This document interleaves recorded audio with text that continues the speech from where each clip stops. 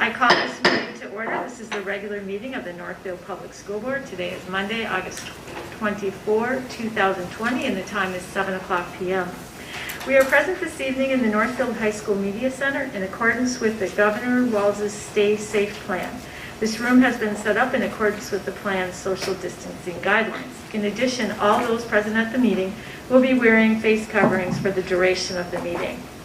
Also attending tonight's board meeting via teleconference are Erin Bailey, Director of Community Education, Hope Langston, Director of Instructional Services, Val Murdesdorf, Director of Finance, and our presenters Joe Lear, Northfield High School Principal, and Daryl Keller, Director of Area Learning Center.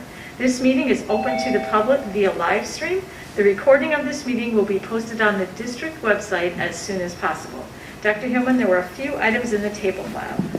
Yes, there were a handful of items in the table file this evening. You had a draft of my proposed goals for 2020-21. We had some updated personnel items, including some additional appointments and several increased, decreased changes in assignment, some leaves of absences, some retirements and some resignations, as well as a couple of other things. That was a gift agreement, and that was it. Okay. Thank you very much. If there's no objections, we'll add these items to the agenda as we move forward. Is there a motion to approve the agenda as presented? Moved by Jeff. Is there a second? Second by Amy.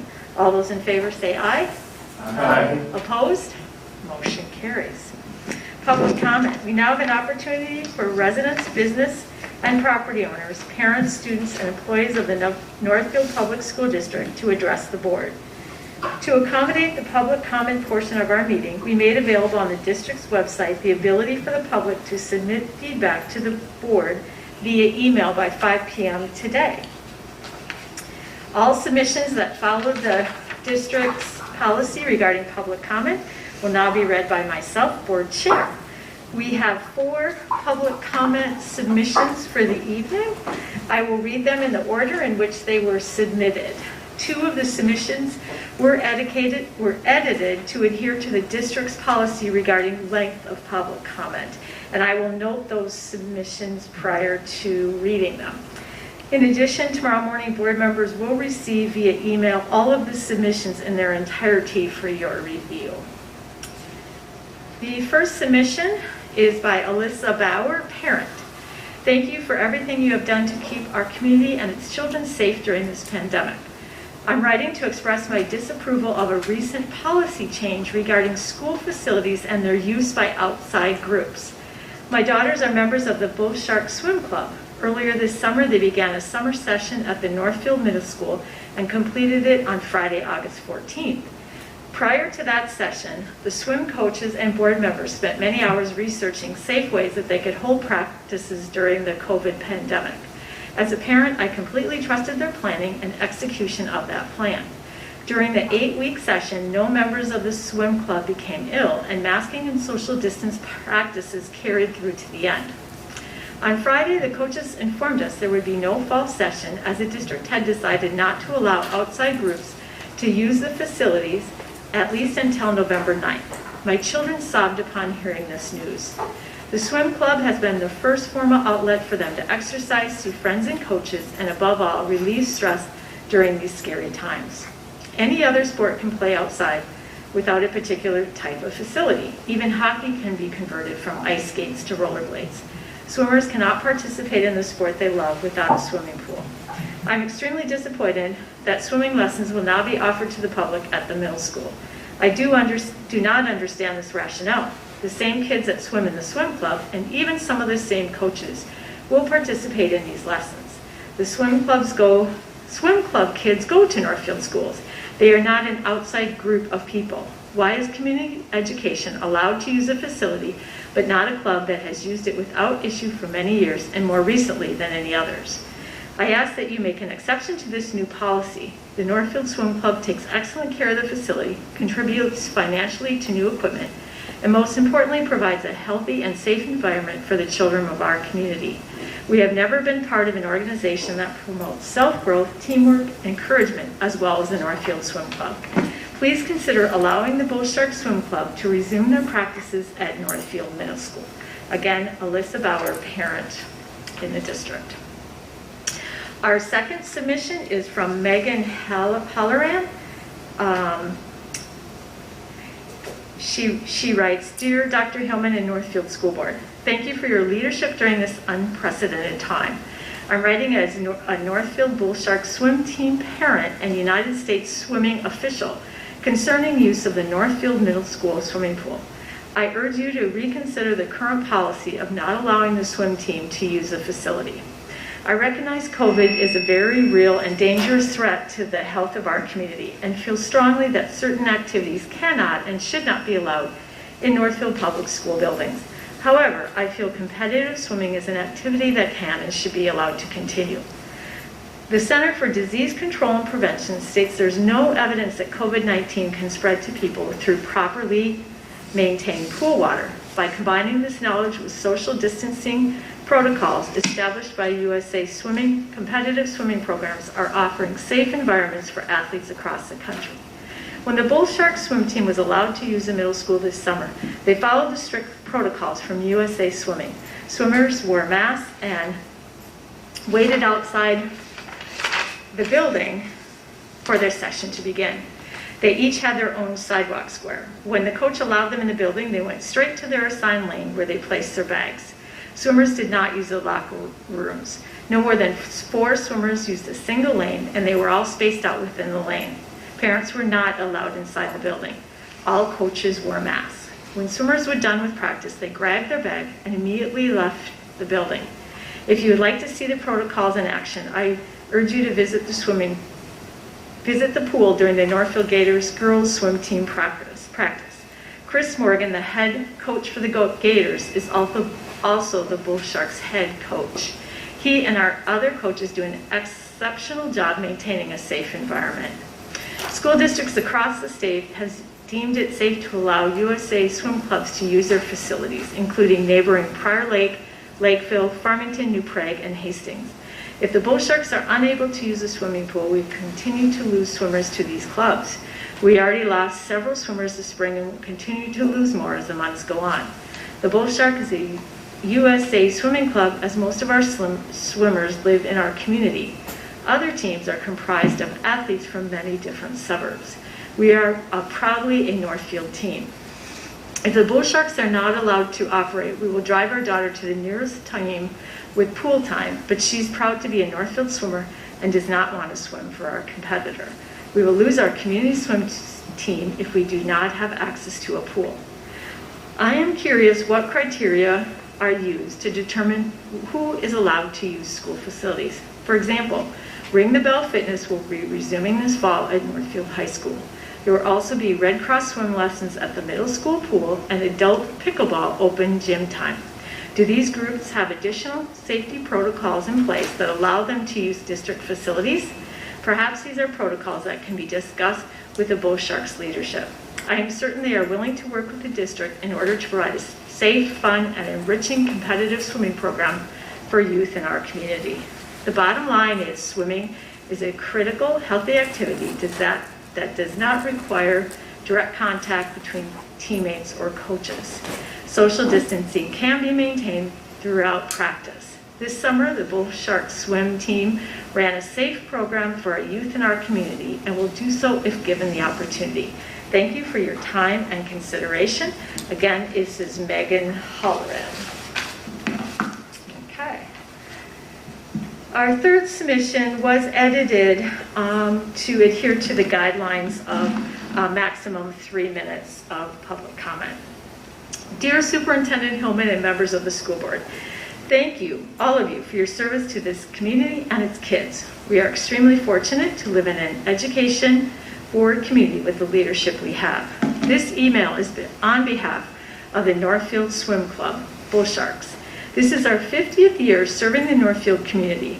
We are a USA swimming team and we operate in a year-round capacity with 5 to 9 employees and a full volunteer board. Just this summer, over 100 swimmers aged 8 to 23 participated in our swim club. The recent decision to deny permit holders the ability to rent time indoors at a facility is understandable. However, it does hit our swim club program particularly hard. Swimming is special as it needs water. highly disinfected water with expensive filtrations, both for the water and the air. Additionally, our sport is unique in that the CDC states there is no evidence that COVID-19 can be spread to humans through the use of recreational waters. Few other youth recreational activities operate with this level of safety. Every precaution has been taken to maintain the middle school pool and the environment or above the highest standards for many years. Investments have been made to upgrade both air handlers and adding a new UV filtration component to the chemical cleaning and a new pump to increase the rate of filtration. We share a great facility. The Minnesota State High School League stated that the primary reason for giving girls swim and dive the go-ahead to swim was USA Swimming's successful return to the pool over this past summer. Locally, Northfield Swim Club returned with over 100 kids swimming each week on July 1st. These protocols created by USA Swimming Clubs are now the standard for swim programs everywhere. This person goes on to list the protocols, but in the interest and length of the guidelines regarding public policy, I will omit those. Recently, many of our swim families completed a survey and were invited to provide us with testimonials regarding our summer session and our return to pool practices. The results were phenomenal, and a sampling of the testimonials are also attached at the end of the letter. Board members will be able to read the testimonials in tomorrow's email of all of these public comment submissions. Operating in uncertain times is a challenge that we are up for. We will charge our members monthly only for those weeks our team is eligible to swim. Due to our excellent practices this summer, we continue to be ready to serve the community. We are also nimble enough to work within the fluid environment COVID-19 creates. While we understand that we are trying to keep our students safe, we question the one-size-fits-all decision for no permit holders. Ring the Bell Fitness and Red Cross are not Northfield Schools community ed-owned programs. The difference between their organization and ours is simply that community members register through you, and with Ring the Bell, the age of the participants. One could definitely argue the safety of adults exercising in a school gym and weight room is less than the safety of our carefully designed and monitored swim procedures. We would be happy to add safety measures and protocols that would keep our students and swimmers more safe. Finally, the viability of our club relies on the use of the middle school pool. We are a unique swim club in that almost all the participants are Northfield community members. We hope to continue to work alongside and be a resource to both the high school team and the community ed lessons programs. We have been doing right by the community for 50 years, and while this year is different, the safety and standards we hold ourselves to have been shining through. We sincerely appreciate your time and consideration. Look forward to continuing to partner with you, ensuring the health of Northfield youth. With much gratitude, the Northfield Swim Club Board of Directors. And that was submitted by Melanie Feldhake. Our last letter for submission is from Winston Vermilia. He is a Northfield Bull Shark Swim Club coach. Dr. Hillman and the school board, thank you for your leadership through these unprecedented times. I'm writing to you as a swim coach, swim instructor, and parent of several swimmers. I'm urging you to reconsider the use of the pool by the Bull Shark Swim Club. Since the first week of July, the Bull Shark Swim Club has been using the pool for our younger swimmers. During that time, our swimmers have unquestionably followed the safety precautions that were set forth by the club to safely swim with social distancing, and none of our swimmers contacted COVID-19 during the 6 weeks they were in the water. I have watched other sports such as soccer, tennis, who meet outdoors, but rarely did I see any of them wearing masks, even though it was quite common for them to be closer than 6 feet from each other. The only time our swimmers were that close without masks was when they passed each other in the middle of the pool, at which point 90% of them was in the water and the time of close contact was measured in seconds. When we first started swim practicing, getting the kids to engage on any level was difficult. After so many months of being muted on Zoom meetings, it was exceedingly difficult to get them to open up. As the season went on, we saw the kids become more talkative and conversing with each other, but always maintaining a safe distance between each other. The last week we had practices, we started to get the kids racing again for the first time since March, and the smiles and sportsmanship was very easy to see. The kids were having fun again, even with the distancing needed, and they were looking forward to being able to do meets again, albeit virtual, in the near future. To say the announcement from the district on not letting the team rent this fall was devastating would be an understatement. It is disheartening to see all the work these kids put in the last 6 weeks disappear without any chance to allow them to continue. This is a community team, and the middle school is the only place they can train. As much as I am grateful that the high school will have a season, I'm also torn over the fact that they are allowed to have a season when the Bull Sharks are not, even though the Bull Sharks swimmers and staff work to put together and prove that swimming can be done safely, and those protocols are being used so the high school can have a season. As a coach and a parent, I see the impact swimming has had on my kids, but a number of kids in our community, I saw how excited kids were at the end of the summer season when they realized that the progress they had made.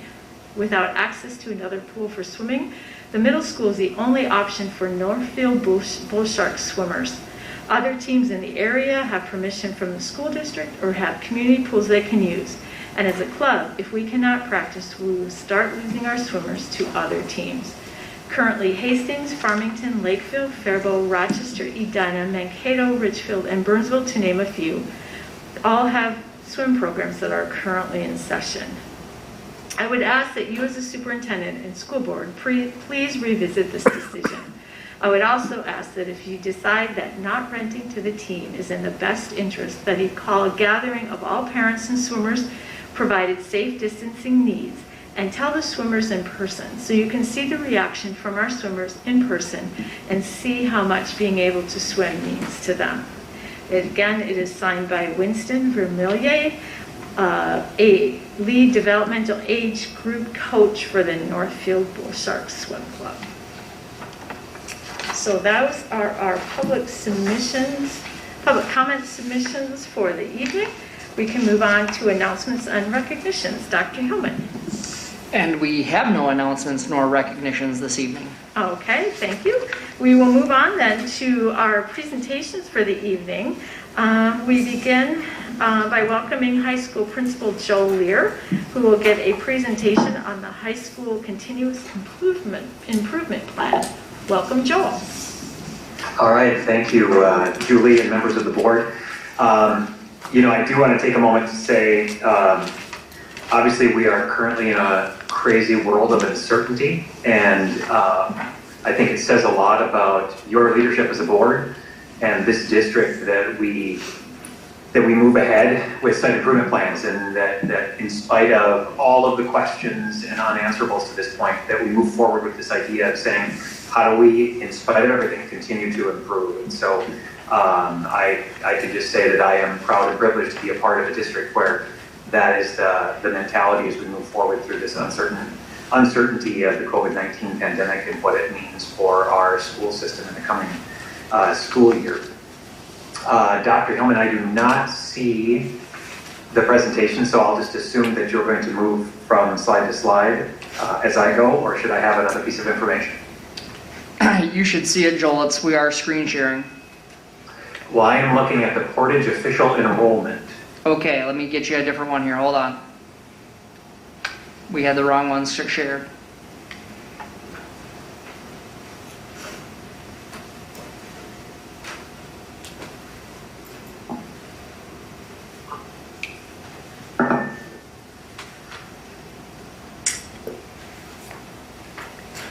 How about now, Mr. Lear? Can you see that now? That's perfect, yeah. There we go. Thanks for the break. Yep. So you can move ahead to the next slide, please. And, as you're aware, this is the purpose statement for the school improvement plan. And I think there are a couple of pieces here that that I believe in the last few years have really ignited our district. And as I've listened to Daryl's plan in the past and Greg's and the elementary principals, I really appreciate this sense of shared goals and shared decision making, and then also just that whole idea of being inspired to act.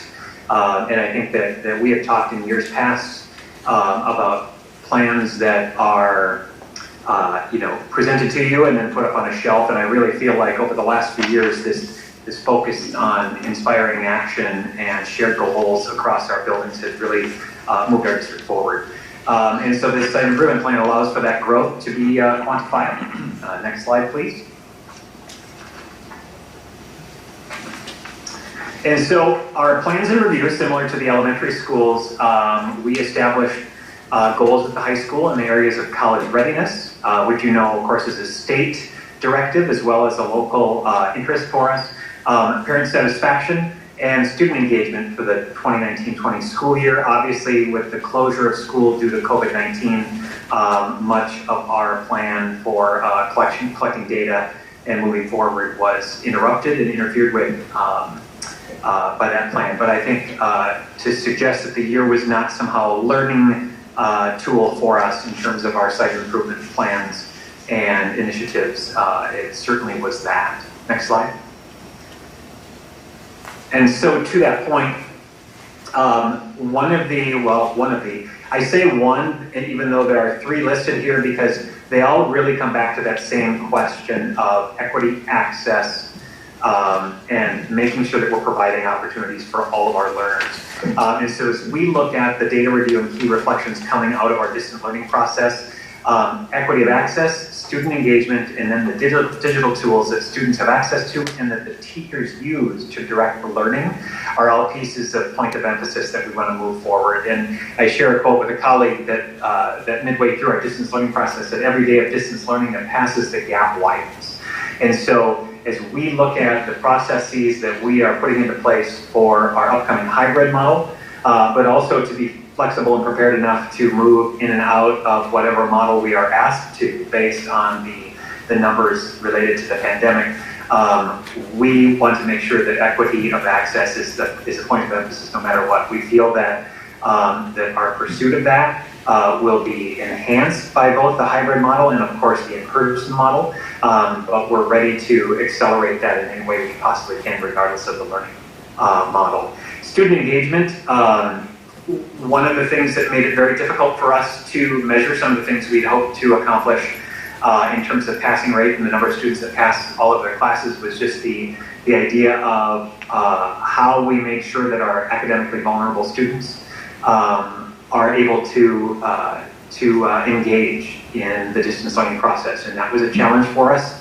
It meant a lot of staff members were spending a lot of extra hours trying to make connections with kids morning, noon, and night, and doing so with the sole intent of making sure that all students have that opportunity for engagement and learning. So we're going to continue to look at our systems and look at where roadblocks, with no intent necessarily, but roadblocks nevertheless exist for our student population, all of the different demographic areas that they come from, so that we can balance that out for all students, so make sure that all students can be engaged regardless of the situation or the learning model. And then digital tools, we're moving forward this year in looking at making sure that we are more consistent both for students and parents in terms of how we deliver our instruction and our learning via the digital platforms like Schoology and Skyward. So parents and students can have a consistent perspective on how assignments will be delivered and how things are posted and how things look.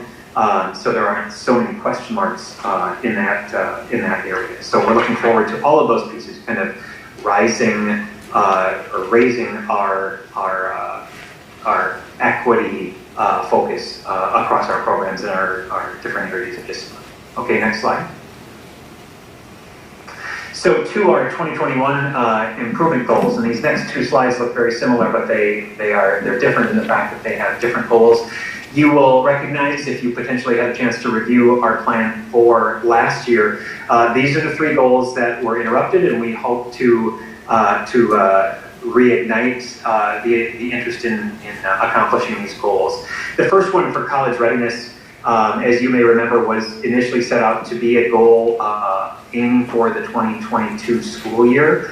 And so that one really is still in place. It was never intended to be measured as an endpoint this spring or this fall. So our college-ready composite benchmark scores for high school seniors who qualify for free and reduced lunch will increase from 35% to 60% in 2022. So we think that's a reasonable goal. One of the things to be aware of as well is that our ACT has been our benchmark measuring score for the last few years, but this most recent year's juniors also have the option to take the ASVAB or the AccuPlacer Next Generation in lieu of the ACT. So we believe that those three tests taken together, giving us a cross-section of our junior class, will give us a little better sense of where our students are in terms of college readiness. In terms of parent satisfaction, we are looking to continue to focus on that idea of providing regular feedback to parents from school staff about how their child is learning, and that they're receiving positive phone calls, notes, and emails from our staff as well. And you can see there that the baseline score for the spring of 2019 was a 295 and a 264, and we believe that a 4.0 and a 4.0 are easily doable with a focus, with a real committed focus, as we began to do last year, a focus on making those types of connections. And it's interesting because anecdotally, it is amazing how we stop and think a little bit about the extra effort of an email or a message home. But it is truly amazing the percentage of those messages that go out to parents that come back with some form of gratitude to say, thank you so much for taking the time to send this. In some cases, it's a rare positive message that they're getting from the school. And so we are really encouraged by that anecdotal information that we hear from parents about those pieces that we're sending out to their homes via email and also making phone calls. And then the third one is a goal that you'll know is familiar to our high school. We continue to stand by the belief that we can get to a point where all of our students are passing all of their classes. And we have numbers that I believe are right in that realm. And we look forward to a school year where we can continue to focus on moving closer and closer to that mark of 100%. So we are aiming for 95% of students and 87% of students who are identified for MTSS intervention. So structured studies, achievement seminars, reading seminars, college reading readiness courses, anything that is under the umbrella of our MTSS program. We are hoping to push those students closer and closer to 90%. Passing all of their classes. And again, we believe that is a very doable opportunity. Matt?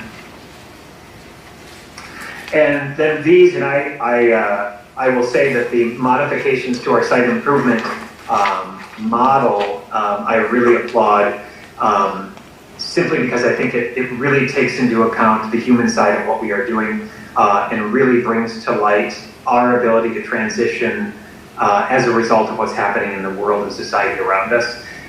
So as we look at the family engagement goal and the employee engagement goal, we believe that there's no reason that every family can't receive 2 positive phone calls, emails, or notes from staff. So that will piggyback on that idea of parent engagement from last year. And then we plan by April of 2021 to have rounding conversations via the Studer model with all of our staff members. As a couple of you have met, our new assistant principals, our new administrative team has been getting to know one another here over the course of July and August, and we are really looking forward to this piece and engaging our staff in those conversations that will allow us to really understand the points of emphasis that we need to take up, both as an administration, but also collectively as a school team. And then our anti-racism goals, and this is what I was mentioning, that we are moving and responding to the world around us, the changing world around us. That our first goal, that curriculum, and specifically one of the things that's already taking place is in social studies.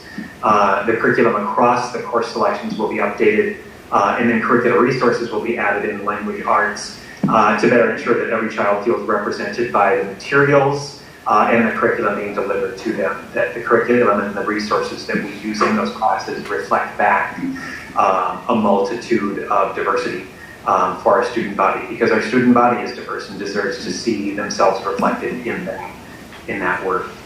The second anti-racism goal is simply that we address every issue immediately, that within one school day, all of the issues related to race, whether it be behaviors, comments, or the like, are addressed in an appropriate manner per school policy, and that we are all working together. And by all, I mean from the very top down to every staff member and every student working together to stand up and support one another, so that when we talk about things like Raider Nation, when we talk about things like school community, that we can hold our head high and really know that we're living those claims, rather than just using them as a cliche or as a motto, that we're truly putting our actions behind that belief system.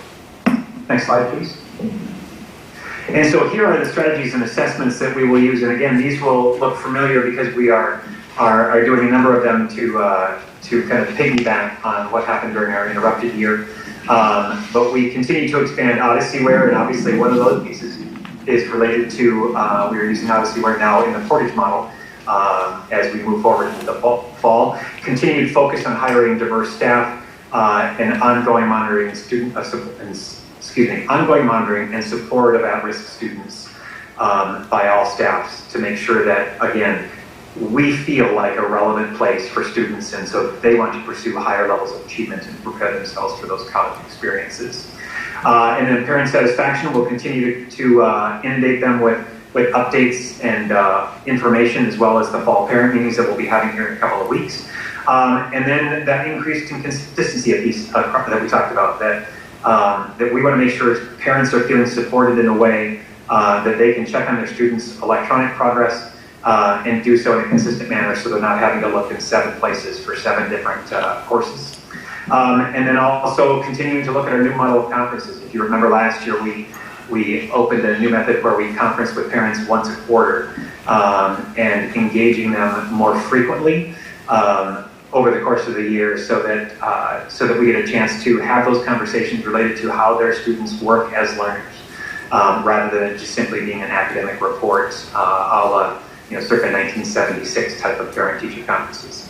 And then you'll notice that MTSS is a common denominator in the pursuit of the passing rate, that as we look at that large echelon of students in the middle who may otherwise fall through the cracks in terms of the means of support that they are given in our school, that we're going to be relentless in terms of tracking progress and making sure that students have access to the supports that they need. And those supports can be the supports that we have in place, or supports that we haven't created yet or haven't determined we needed yet. And that's really been the strength of our intervention system over the last 6-7 years, is that the people that are a part of it are always looking for ways to say, how can we do this differently?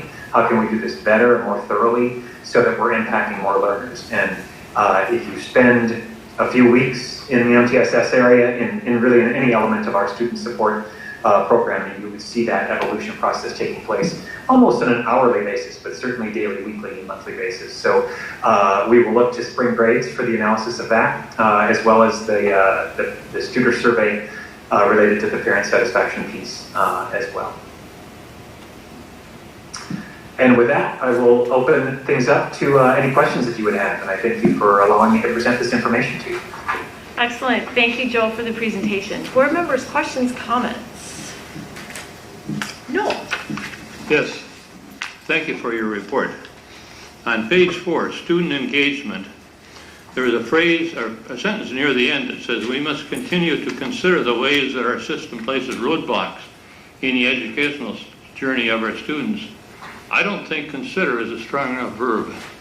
I think reduce would be what you're looking to do. We want to reduce the roadblocks, not just consider. Yeah. Sorry, Noel, I keep interrupting you. My apologies.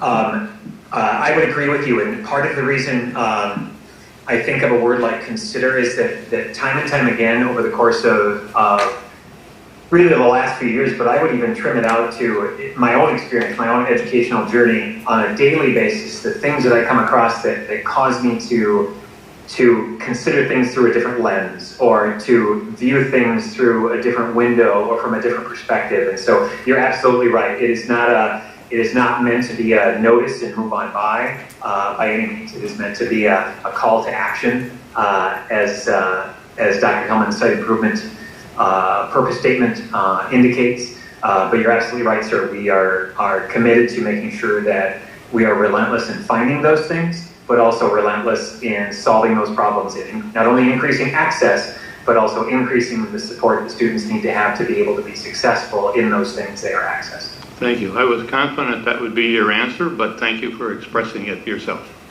Absolutely. Thanks, Noel. Great question. Amy, I think you had your hand up. Hi, Joel. Does this work with Hi, this Amy. one? Thank you for your presentation. It's exciting to see you moving forward with these goals. 2 comments, and they're related to college readiness. The first is, we've been doing a lot of talking about college and career readiness, and I'm wondering if we should somehow expand that to include career readiness. Maybe they're the same thing, but we've been talking about not always focusing the kids in on college readiness. So, Yeah, and that's a fair point, Amy, and I don't disagree with you at all that we could, in terms of the verbiage of the plan, we could expand that, and that's certainly something that we could modify. I think, and this is maybe a fault, and I appreciate you bringing this up, is that I think sometimes we think about if you are ready for college, if you're ready for the types of critical thinking, critical analysis, thought processes that go into being a successful college student, that students have reached that point where they've also got the necessary skills to be successful in the work world. But you bring up a very valid point that I think it would be very easy for us to include that in our description. So yes, thank you for bringing that up. and then I think that college readiness goal is very ambitious. To jump from 35 to 60% is a huge jump. And I know you listed some of your approaches to do that, but I'm just wondering, are you assigning the at-risk students to specific staff to make sure that people are watching them really closely? Or, I just think it's a great goal, but it just seems like a huge jump to make in just a year or 2. Right, and I appreciate that. And some of the reason that we consider that that leap possible is that it's really in the last few years, and I would cite even the college and career readiness curriculum of our well, it's the CCR program, so I'm naming it twice, but the point of emphasis on preparing students to be college and career ready is really something that is, I don't want to say it's new to us, because I think that we've been doing it to a certain extent all along, but the focal point of saying that we now know the measures against which we can determine whether students are prepared. So it's not about saying, we're going to do the best thing we can do as we know how to do it in Northfield, and then we cross our fingers and hope that whatever institution or work world students go off to, they're ready for those, that we're using measures that we can come back and say students are needing some additional support here or deficient in this area. And so we can much better pinpoint those areas where students need that support, and then solicit our MTSS team to really move in and work, in some cases, one-on-one with students who need those support mechanisms, but certainly in small groups, and also even in larger classes where we can focus in on critical thinking skills and whatever those pieces those students need to have that extra scoop, to use a Gary Lewis expression, so that they can be ready. So yes, an ambitious goal, but I think that we believe we can get there given the amount of knowledge about that particular piece that we've gained just in the last few years. Thank you. Okay, other board members. Ellen? So I had one follow-up on Amy's and then another question. And the follow-up is the CCR program, I know that you aren't thinking about doing flex, so I'm wondering how that's going to work this year. Sure. So Mark Insrud, who's kind of been the de facto leader of our CCR implementation process, we're actually looking at delivery through our Naviance software package. So we had a conversation earlier in the summer to talk about how we have, over the last 2 years, delivered our college and career readiness curriculum within the confines of Flex, and with Flex just not being a very realistic model for us with our health and safety requirements based on the pandemic. We needed to look for something that was a little more stable. In the spring, when school closed, it was a little bit tough for us to transition in a way that allowed us to make that CCR curriculum, we could make it relevant, but it was hard to deliver it in a way that made sense to us in that short a time frame. And so Naviance, which is an all digital format, will allow us, whether we are in hybrid, distance learning, or in person, will allow us to continue on with that consistent delivery of materials. We will also, even though we're moving to an online format, it allows us to continue to expand our teaching staff, and those staff who have kind of led each grade level have been very instrumental in, I would describe it as personalizing for our student community, the types of lessons and learnings that occur in our CCR curriculum over the last 2 years. So taking a fairly formulaic canned curriculum and really blossoming it into something that is truly individualized for our Northfield student population. And that process will continue just within the confines of that online system. So we're not losing that flexibility, but we're gaining that stability so that students can have that continuity of content throughout the course of the process.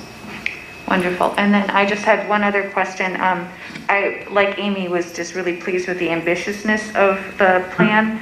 And looking at the anti-racism goal of sort of overhauling the curriculum and materials for 2 core areas, can you talk a little bit about how that's going to look in terms of a timeline for implementation? Sure, and I almost feel like this is a little bit cheating because we have, specific to these 2 departments, really the departments themselves took this initiative and said, you know, we need to take action. And I, as a recovering English teacher, have been through those conversations with language arts curricular meetings where the traditional canon of literature is something that's very hard to kind of free up because it's established. The resources for teaching those materials are just plentiful and deep and rich and historical. But really coming out of the George Floyd murder and the events and protests and that have taken place around our community and around our state and nation, the social studies department said we need to look at our curriculum, and so they actually began that process this summer and have submitted some revisions that begin to look at augmenting and making sure that, as I mentioned in the goal description, that more and more students are feeling like their stories, that their worlds are reflected in that curriculum. And then to the point of the curricular resources in language arts, we're actually kind of on the fly here this summer and early fall are making some switches out, getting some more cultural diversity represented in the authors and the works that students will be studying across the 9-12 spectrum. So we've actually even begun to order some materials to replace kind of the traditional white male motif of the canon and to expand that into many more diverse cultural worlds of literature that the students will study, both short fiction as well as longer fiction and nonfiction. One question I wanted to ask, because I know Hope Langston's on the call. Actually, she's not on the call tonight. Okay, I'm sorry. One thing that I was able to, and Joel, you can speak to this as well, is I was able to have a conversation with Hope, and she talked about the method for determining the curriculum, so it's meaningful and lasting and work across all areas. So it wasn't about researching the curriculum, it was about researching the framework for making the decision around the curriculum, and I thought that was a really strong approach. And I didn't mean to imply, Joel, that you didn't know how that happened, but I know Hope had really had great thinking and initiative around thinking, we do need to make these curriculum adjustments. How do we do it again so that it's meaningful and lasting and not just picking curriculum, but figuring out how to do that and then being able to get those that framework for the whole district to use as a model. So I thought that I wanted to talk about that because I think it's like our district does, often a very strong approach. Yeah, for sure. And really, Julie, what you're speaking to is just that idea of sustainability, that rather than replacing a novel or two, we're looking at a systematic process that allows us to really move curricular design and curricular resource selection forward in a way that is equitable to all of our populations, and not only now but well into the future. So absolutely. Great, thank you. Dr. Hillman? And I think the document you're referring to, Julie, is we're using an approach called the Culturally Responsive Curriculum Scorecard from the NYU Steinhardt School. And so that is, again, it's curriculum agnostic. It doesn't matter which curriculum you're looking at. It's a set of guiding questions and ways to look at the approach that you're using through a culturally responsive lens. So that is, I think, the resource that you're referring to. Yes, it was a resource. Thank you. All right. Ellen, so did you have any other questions or comments? No, thank you. Okay. Rob? First, I wanted to just go back to pick up on something you said at the beginning, that you've spent so much time, you and all the administrators and everybody has spent so much time as crisis managers, and it is really impressive that you also are continuing to think about these important issues of continuous improvement and how you improve the curriculum and how you improve student achievement and improve equity and access. So it's kind of refreshing to get these reports, and instead of constantly getting reports about washing your hands.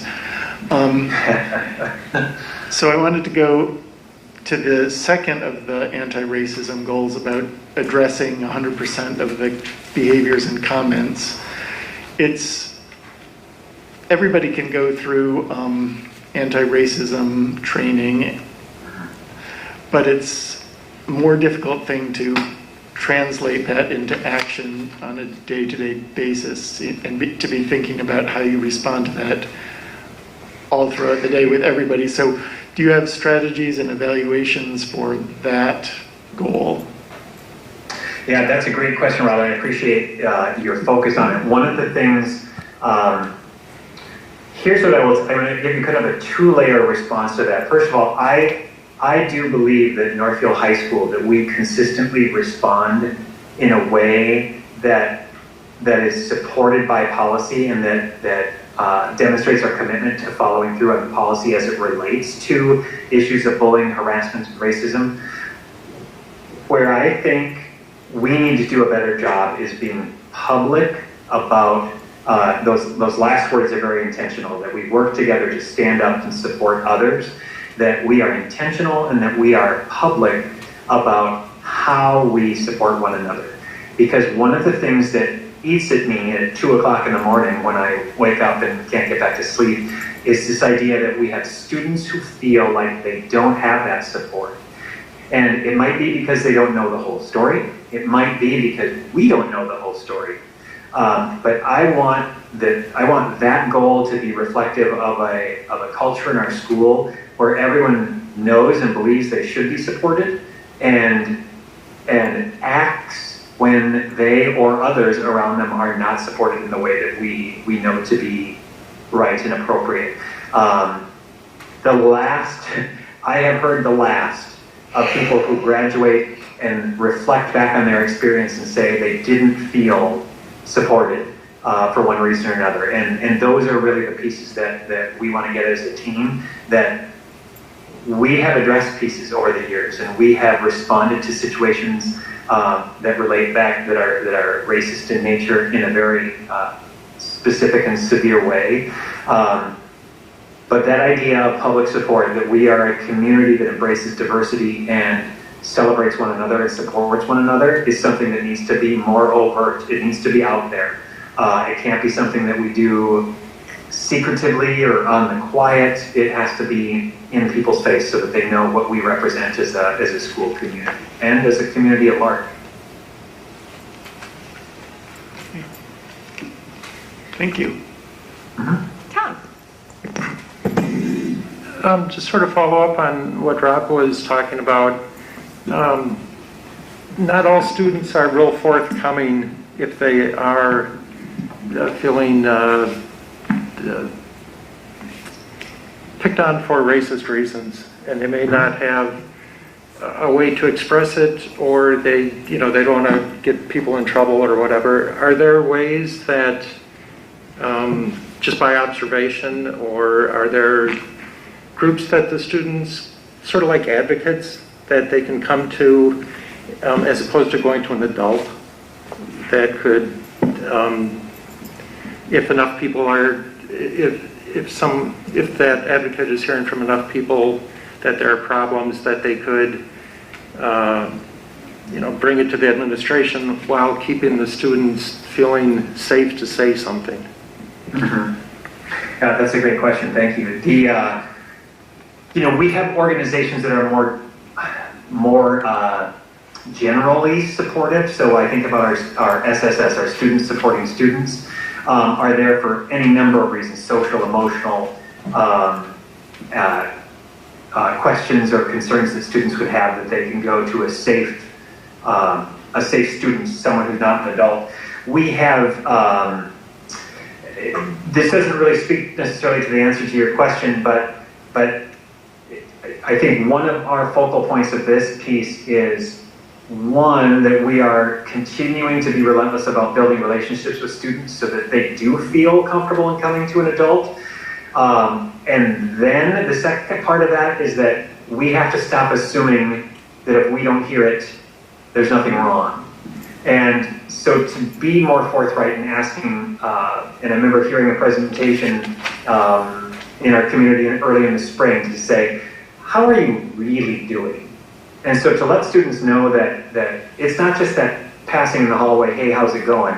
It's, how are you really doing? How are you really feeling? And so I think about our Black Student Union students who have not only sought out one another in terms of kind of sharing the experience of being a student of color at Northfield High School and in Northfield at large, but also looking at what does that group allow those students to do in terms of their advocacy with administration and with other adults, and how can we use that to help inform how we communicate with our other student populations that may be on the receiving end of mistreatment. So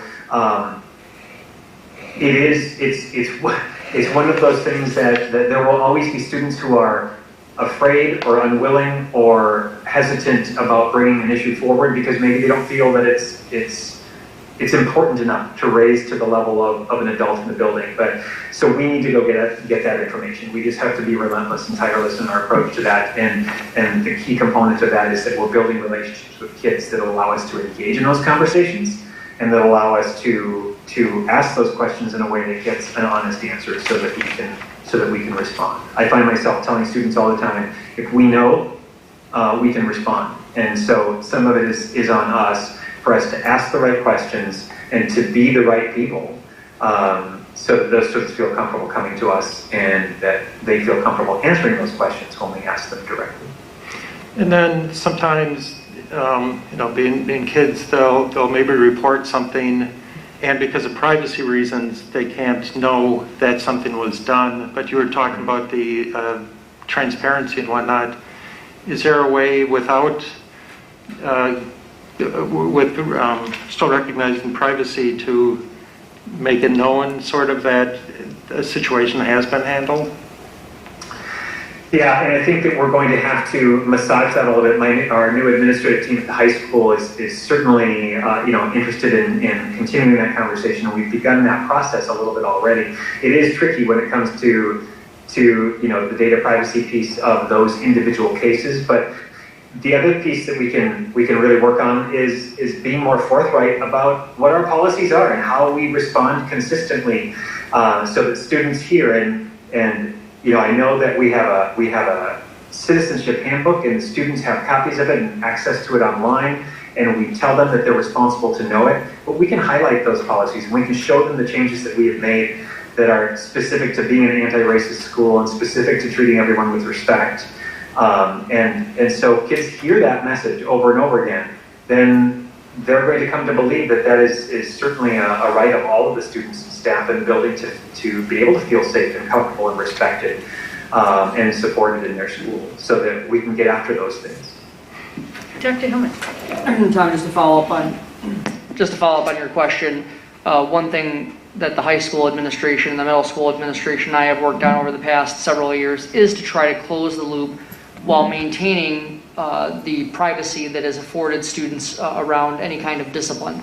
So we have worked with a couple of agencies to when we do have a complaint, one of the things that we have shared with our administrative team is that we can go back to the person who made the complaint. The nature of a complaint, whether it is open or closed, is public information. So we can go to someone who has made a complaint and say, I want you to know that your complaint we can talk that we did have an investigation, say that we conducted an investigation, the complaint is now closed. We can't tell them the outcome of the investigation, but we can tell them that it was completed, and we can also tell them that any appropriate action was taken or no action was taken based upon the Student Citizenship Handbook. So in our work with specifically our Black Student Union over the last several years, not necessarily knowing what happened to the person, right, if there was some kind of incident that our administration had reviewed, but knowing that the investigation was done and completed. Those things that I just mentioned are all things that are within bounds to be able to share with people. And I think most folks simply want to know, was the investigation completed and was any or no appropriate action taken based on the outcome of the investigation. It is that those sentences are still a little bit vague and obviously protect the rights of people under their educational data. However, it does give the complainant an opportunity to know that there was an investigation that was completed, it was followed through on. In our initial discussions, that was a good step forward for people because for years, of course, we have just been able to say we just can't say anything. We have found a handful of language items that we can say to honor the complainant in terms of what they've brought forward, but also protect the privacy rights of the person that the complaint was about. Great, thank you. Sure, Tom. One more thing, and this isn't with the having to do with the discussion exactly, but I have a senior, as you know, who's already feeling disappointed by the things he was looking forward to as a senior. And like the seniors last year, they lost out on the end of the school year. Given we don't know how long this is going to go, are there any consideration to making this a memorable school year for the seniors? Positive school year. Yeah, no, absolutely. I think we have every intention to make it positive and memorable. I think, as we looked at the, and I would even say that this year we have more time to plan for it to be positive and meaningful. And I think that we'll, as we did in the spring, we'll access feedback from the students to kind of find out what ideas they have, parents what ideas they have, but we're certainly focused on making sure that, the class of 2021 in our minds is treated as eloquently and with as much dignity and celebration and pomp and circumstance as any other class. So it will certainly be a priority moving into this year ahead. Great, thank you. Other questions, comments? Okay, I had just a couple of comments. Excellent report, Joel, and it really does build off the plan you had for 2019-20 that didn't, of course, come totally to fruition. I wanted to just talk about one great example of our guiding principles of monitor and adjust based on feedback, and I think it's really excellent that you've recognized that piece that parents and students have asked around more consistency around Schoology and Skyward and things being posted. I mean, I think that's just a great example of getting that feedback and making that adjustment. I think it will really, really make a difference. My other question was around engagement and what measures are you using for engagement? In terms of when you're measuring, or in terms of when you have said engagement was a challenge for our academically vulnerable students, and I know the elementary school was here, and it was around attendance and activity completion, and what the metrics are that is measuring engagement. I'm sorry, I didn't ask. Right, absolutely, and I think that our staff is really prepared to embrace the hybrid model in that. I know this sounds really elementary level, but the biggest difference between distance learning and in-person learning is the fact that you've got those students right in front of you. And so one of the things that we've talked about as a staff in terms of that engagement is to be thinking about, not thinking about the weeks of instruction in the hybrid model, particularly as being 2 days in person and 3 days distance learning, but to think of it as a 5-day learning experience.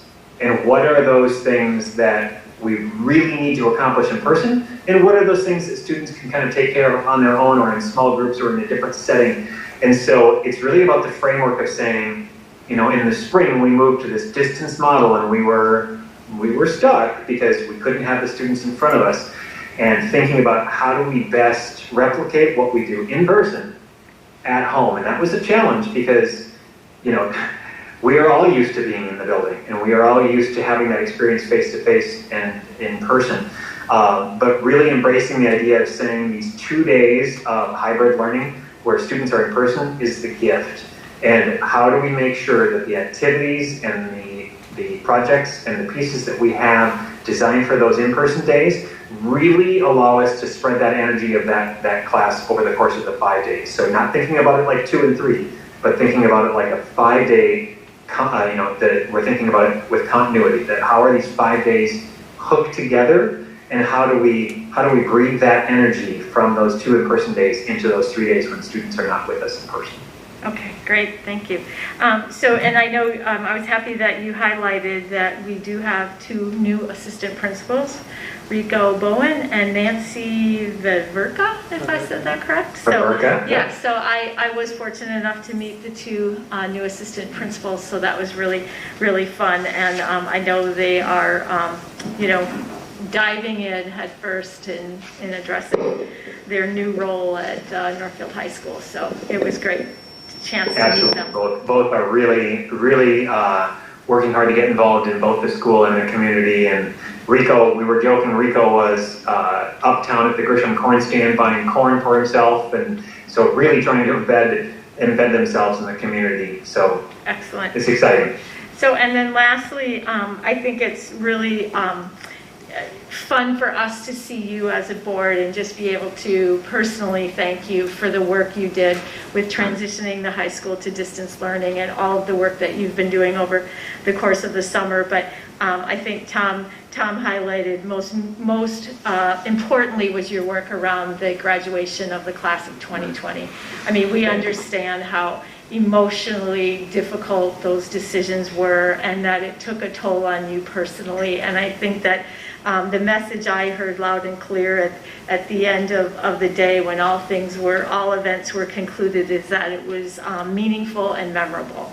And so we thank you for that. So thank you for all your great work, and we know the challenges ahead will emerge, but that you'll be there to address them as best you can. So thank you. Absolutely, you bet. Okay, thank you. So we will move on now to our second presentation, which is Daryl Keller, our director of the Alternative Learning Center. Welcome, Daryl. Hello, thank you for having me.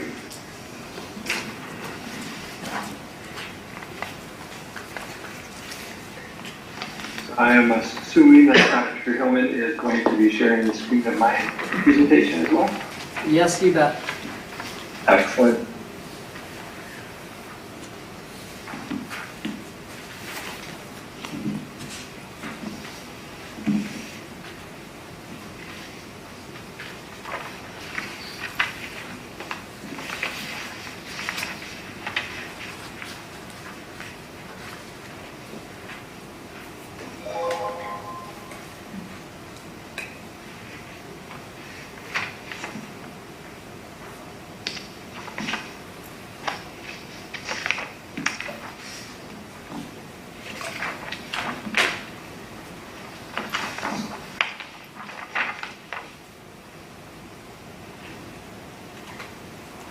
You're good to go, Daryl. All right, excellent, thank you. So this is the 2021 Northfield ALC Area Learning Center School Improvement Plan. So if you can go to the next slide there. The purpose of the School Improvement Plan is, of course, continuous improvement. Just on this first slide, I'd like to just reiterate that the ALC strives to assist at-risk youth in graduation. That's our overall main purpose, main goal. And so any of those at-risk youth that are coming to us from any school in the district or outside the district, just trying to get that plan in place, trying to get that if it's a 180-degree turn for students, or if it's just a slight degree turn, just trying to get them on track towards that graduation mark. And so just gave you a few statistics of who we are. I like to try and just give you a picture, brief picture. So these stats are from last school year. So the first one there is 41% were ALC returning students.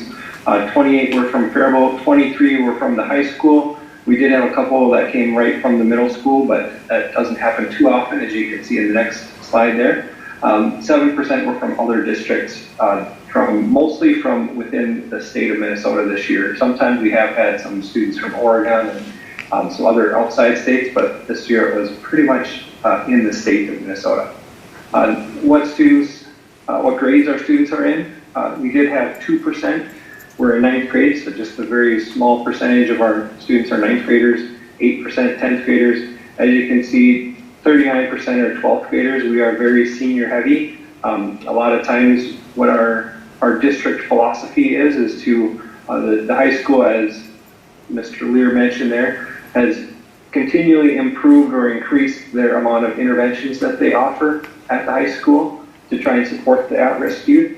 And so what we try and do is have the students go through those interventions, give it a try, see if those work for them, and then use that ALC as kind of the most intensive intervention of the district. And so that's our current philosophy, and that's partly reflected on why our numbers are the way they are, with our seniors being the heaviest, because the 9th and 10th graders, we try and have them experience the high school first with the level of interventions that they have there. A couple other just general statistics: 28% last year were EL students that we had, 20% were special education, and then I normally have the 12 qualifiers. This year I decided to give you a little year off from that, so I just took one of them, but we had 56% were chronically truant of the students that attended the ALC. If you want to go to the next slide.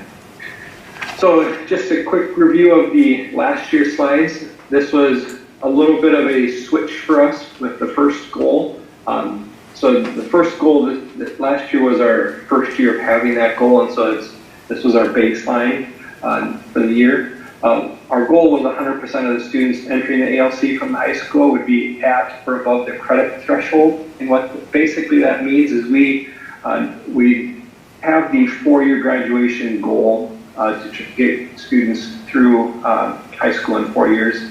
The dilemma that we have is a lot of students, seniors, we are senior heavy, a lot of our seniors come to us credit deficient, and so sometimes that goal is really tough to get them through in 4 years, and so we try our best, but again, our overall goal is just to have them graduate. And so this is a goal working with the regional centers of excellence, just to reflect that we do try to get the 4-year graduation rate as best we can. And what we're trying to do is identify those high school students at an earlier time before they get so credit deficient that even transferring to the ALC with our credit recovery opportunities that we have is really tough to do sometimes. So we try and get that. What we're trying to do is increase our referral or speed up our referral process, for lack of a better term, and so that way we can get those students soon when they go off track and not wait till they're too far down that road where 4 years becomes an impossibility. And so last year, the high school students, 57% of the high school students that came to the ALC were on track as far as our measurements go. Slightly different than the high schools because we do have more credit recovery opportunities than the high school does, so it's a little bit different. So we were a ways off from 100%, and so I'll talk more about that here later. Our second goal was 60% of the students will reach the consistent attendance of 90% as measured by the average of all grading periods. And so I put the graph in there. I know it's a little small to see, but you can see the red line there. The first 3 we were above the goal. The 4th grading period we were slightly below it. The 5th one we were really, really close, just less than 1% away from it. And then the 6th we actually went above it again. And then the 7th and 8th were the COVID pandemic distance learning. And so even though I have a purple line on there for last year for the 7th, and there is no one for grading period 8, that purple line for grading period 7 it's a rough guess because our attendance measurements changed. And so that's, I didn't even keep track of the 8th grading period because it was pretty different than what the other 1st through 6th grading periods were measured. And so I didn't think it was necessarily that relevant or comparing apples to apples for that matter. So the good news is that we did have quite a few of those that we were at that mark, and I'll talk more about that here in a second too. If you could go to the next slide. So some of our distance learning review and reflections, we had a fantastic reflection. I really appreciate Dr. Hillman and the admin team, the approach that we had, where at the end of the year we gave some specific time set aside for staff to just debrief and reflect on the distance learning experience. That was really, really valuable for our staff. We were able to just really talk through some of those issues that we were having right after it happened, so that it was fresh. And we also were able to start to talk about, this was right around the George Floyd murder, and so we had some time to talk about that issue as well. And so it was really valuable time and really well spent, so I appreciate that time. Some of the reflections that we had, distance learning was really difficult, and research does back this, that the at-risk youth, if you can go back one. So research does back that the distance learning for at-risk youth is a really difficult learning model. Definitely not ideal, but with the circumstances, there is no choice in that matter. So a lot of the students that we had, there was quite a few last year, and there's also a couple already this year that are trying to enroll that are coming from an online experience that it just doesn't work for them, and so they wanted something different. So we did have some that were in online learning that came to us as another learning choice. And so it was a difficult it was not their preferred learning style. Staff, as Joel said, our staff went above and beyond. It was really encouraging and exciting to see the staff really reaching out to students, trying to build those connections or make those connections with distance in between them. And that is difficult, of course, but you can see our credit completion there. We were in the 70s, 60s, 70s for most of the year as far as our percentage of credits completed. And then grading period 7 and 8, we dropped by about half with that distance learning. So we still had some students earning their credits and still doing well, which is that bottom part there of number of students who earned 100% of their credits. And so we were in the 30s for pretty much most of the year, which is towards our all-time high. It was our best year of getting most people with 100% credits up until that grading period 7 and 8 when that got cut in half as well. And so we did have quite a few students that were able to make it work, but again, talking to students and getting their reflections, there was quite a few students that expressed to us that that was not their preferred learning style, and they hope to never have to do it again. So we'll see. Hopefully we can stay in the hybrid at least this year, but we'll see. So just mention some of the key reflections. The technology, I was really impressed and really encouraged by the amount of effort that went into that from Hope and Kim, and able to get our technology into our students' hands in a really short amount of time. It was fantastic to see that we didn't have the one-on-one iPads. We have Chromebooks, classroom sets of Chromebooks. And so it was really starting from square one for us. And so they didn't have anything checked out to them. And so we were able to get that out to students in their hands in a really short amount of time. So that was really, really encouraging to see. The other individualized reaching out, there was a lot of family members that contacted me personally and other staff members just expressing how much appreciation they had for the time and effort that our staff continually reached out time and time again to make sure those students were feeling heard, feeling connected throughout that distance learning experience.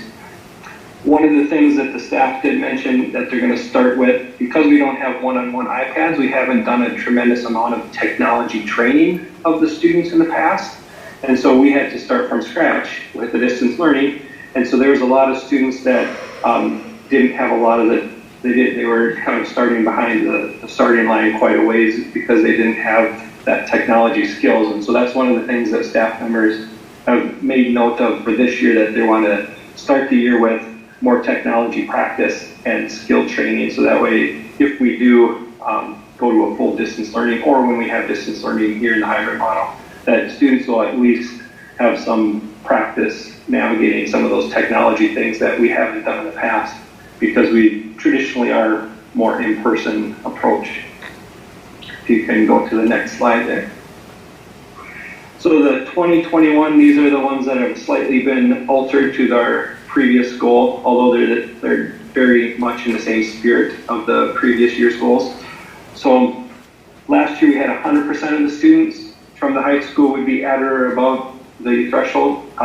Because of that, now that we have a baseline, realizing that 100% may be quite a lofty goal, decided to go back to 75%. So that's still, we were at 57, so that's still a pretty good growth rate that we hope to achieve this year, from 57 to 75.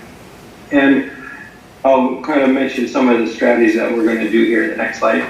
The overall attendance rate for the students, I'm very pleased about this, because this is something we've been working for many years. For those that have heard my presentations many years, you know attendance is always one of those goals.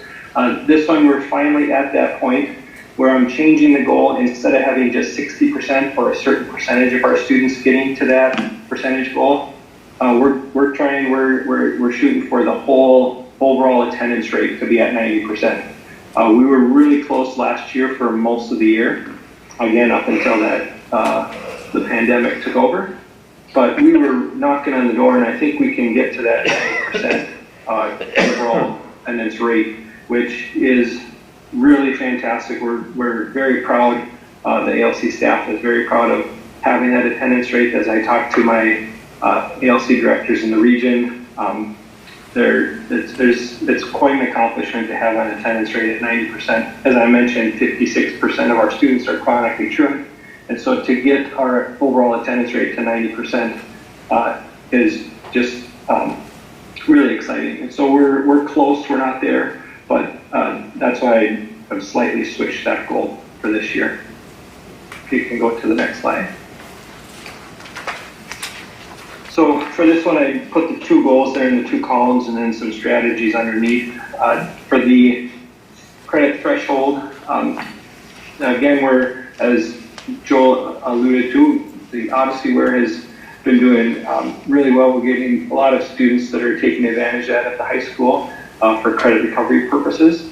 And so instead of having what used to be night school classes, we still have night school classes, but this is just an addition to that. A lot of students are working and aren't able to attend the night school classes, and so this is another way to bring that learning to them. And so that has grown and just solidified. The processes and the staff that are involved with that are just fantastic, and so we continue to develop that program. And then the other thing is to continue to expand our own independent study program at the ALC. And so we're reaching out to have more opportunities for students, and again, meeting them where they're at. So if there's certain barriers, we try and work around those or remove the barriers so that they can work on covering some lost credits. The other column, we have the overall attendance rate. The one article that is absolutely fantastic is the Hanover Research, and so we've been using that Hanover Research article for the past several years to address our attendance, and it has consistently gone up. On the very last slide, you'll be able to see that there's a really positive trend line for our attendance, which is exciting to see. A lot of those things, recovery of partial credits is towards the forefront. It used to be that if a student absent out of a class, they just had to wait to the next grading period. We've worked really hard to try and recover credits instead of throwing in the towel quite so quickly. And so we're working with students, meeting them where they're at, figuring out what's going on, and then developing plans so that they can get some credit, which encourages the students to keep coming and not kind of stop coming until the next grading period. If you could go to the next slide here. So this is at the bottom corner here. Here you can see our trend line for each year. Each color is a different year, and so you can see they're all sloping upwards, which is really exciting to see as far as the trend is. Definitely attendance is improving every year. With that, are there any questions? Daryl, thank you for the excellent report. Board members, questions or comments? Rob? You talked about the attendance rate. I was wondering about the graduation rate, which was something there had been some interventions based upon the 3-year rolling average or something, and I'm wondering if the current situation has had a major impact on graduation, or what you're seeing in that area. Right now, it's too early to tell. Actually, the graduation rates. Unfortunately, this is part of the tricky part, is that we won't get the graduation rates until later this year, October, November, sometime around in there, and so it's a little too early to tell how much of an impact the spring had for our graduation rates. For us, it did impact, although we did have some really resilient seniors that really worked hard to get things done. And so even though it was different towards the end, spring and summer, we did have some students that just finished here in the summer. And we also had a fair amount that really got things done in the springtime. And so it was encouraging to see just how many. We did have another all-time high graduation class since I've been in at the ALC anyways. And so we had quite a few people graduate, which is really exciting. It's a little different. We did a video. Hopefully you got to see it. It was pretty entertaining and fun to do. But we did have quite a few students that were able to finish in the spring, and then another handful that finished here in the summer. And then the other question I had was just, one of the things that was on the second to the last slide was about providing services for chemical dependency and mental health and various things that are not directly education related, but are services that you help connect people to. And I'm wondering what the challenges have been when you don't have the students necessarily there, how they're able to access those services, and how you're able to work with them to get other help that they might need that's not directly, credit recovery or education related. Yep, that's a fantastic point. I appreciate you bringing that up. It really did speak volumes this last spring. We did have the benefit of having the previous 6 grading periods with the students. And so in the last 2 grading periods, the 7th and 8th one, we had a tremendous amount of students that reached out to Shelly Hansen, who was our social worker that retired now. But we had quite a few students that would reach out to her. We also have, over the last couple of years, really increased our partnership with the Key. And so we're sharing resources. We're becoming more efficient in both programs. And so we had a lot of students reach out to the Key or to Shelly or to other staff members that had mental health things going on. And so we were able to connect them with resources, even though they weren't coming to the building. That's why with the high rate for us, it's to use Joel's words, it's a gift to have those 2 days, because for us that really helps solidify those relationships, so that when we are distance learning, they're much more interested in reaching out to the staff, even though they don't see them every day. But they did in the spring definitely reach out when mental health things were going on.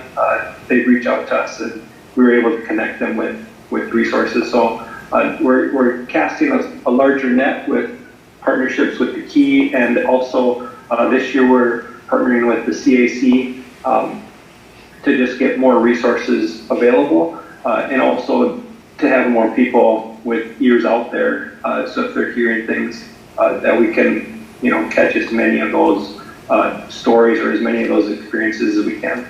Great. Thank you. Yep. Amy?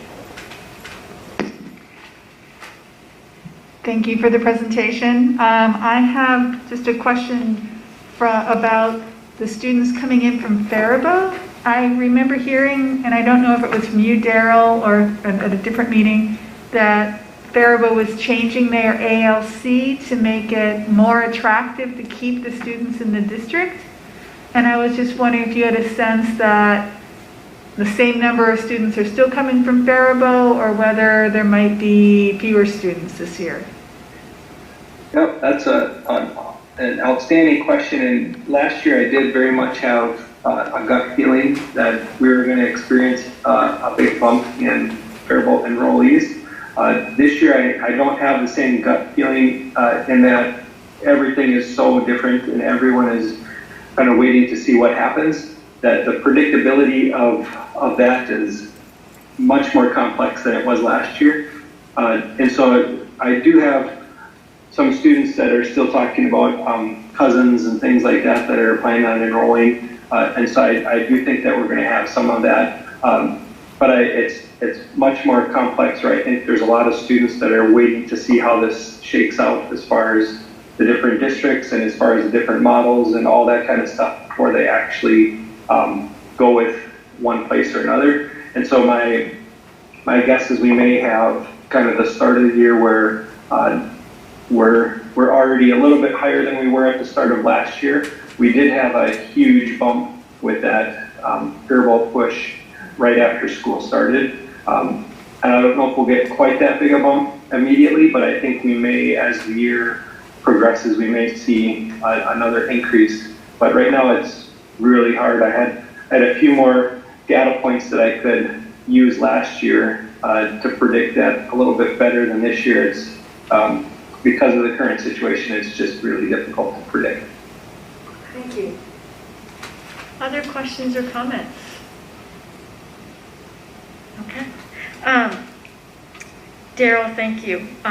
Thank you for this great report. And of course, we have to thank you personally as well for the amazing work you did to transition to distance learning, particularly around the challenge you had with technology. And the highlight of your reports always drives home what a key understanding you have for your students and the challenges that they have, and how your staff is so incredibly gifted and at making those connections with students and their efforts to establish those trusting relationships. So that just shines through in all of your success that you had last year and the goals that you have for the coming year.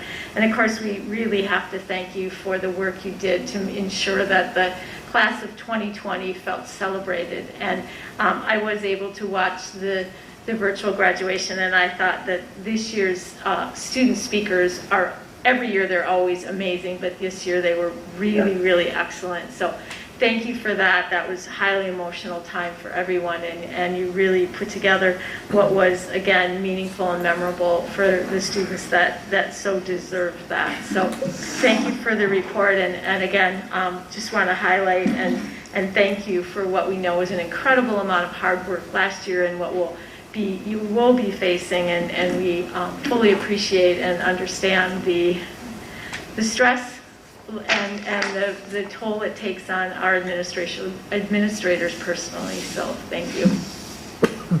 Thank you very much. Appreciate that. Okay, so we will move that. Let's see, our next presentation is Dr. Hillman is going to present some policy committee recommendations, policy 522 and 411, both of which were in your packets.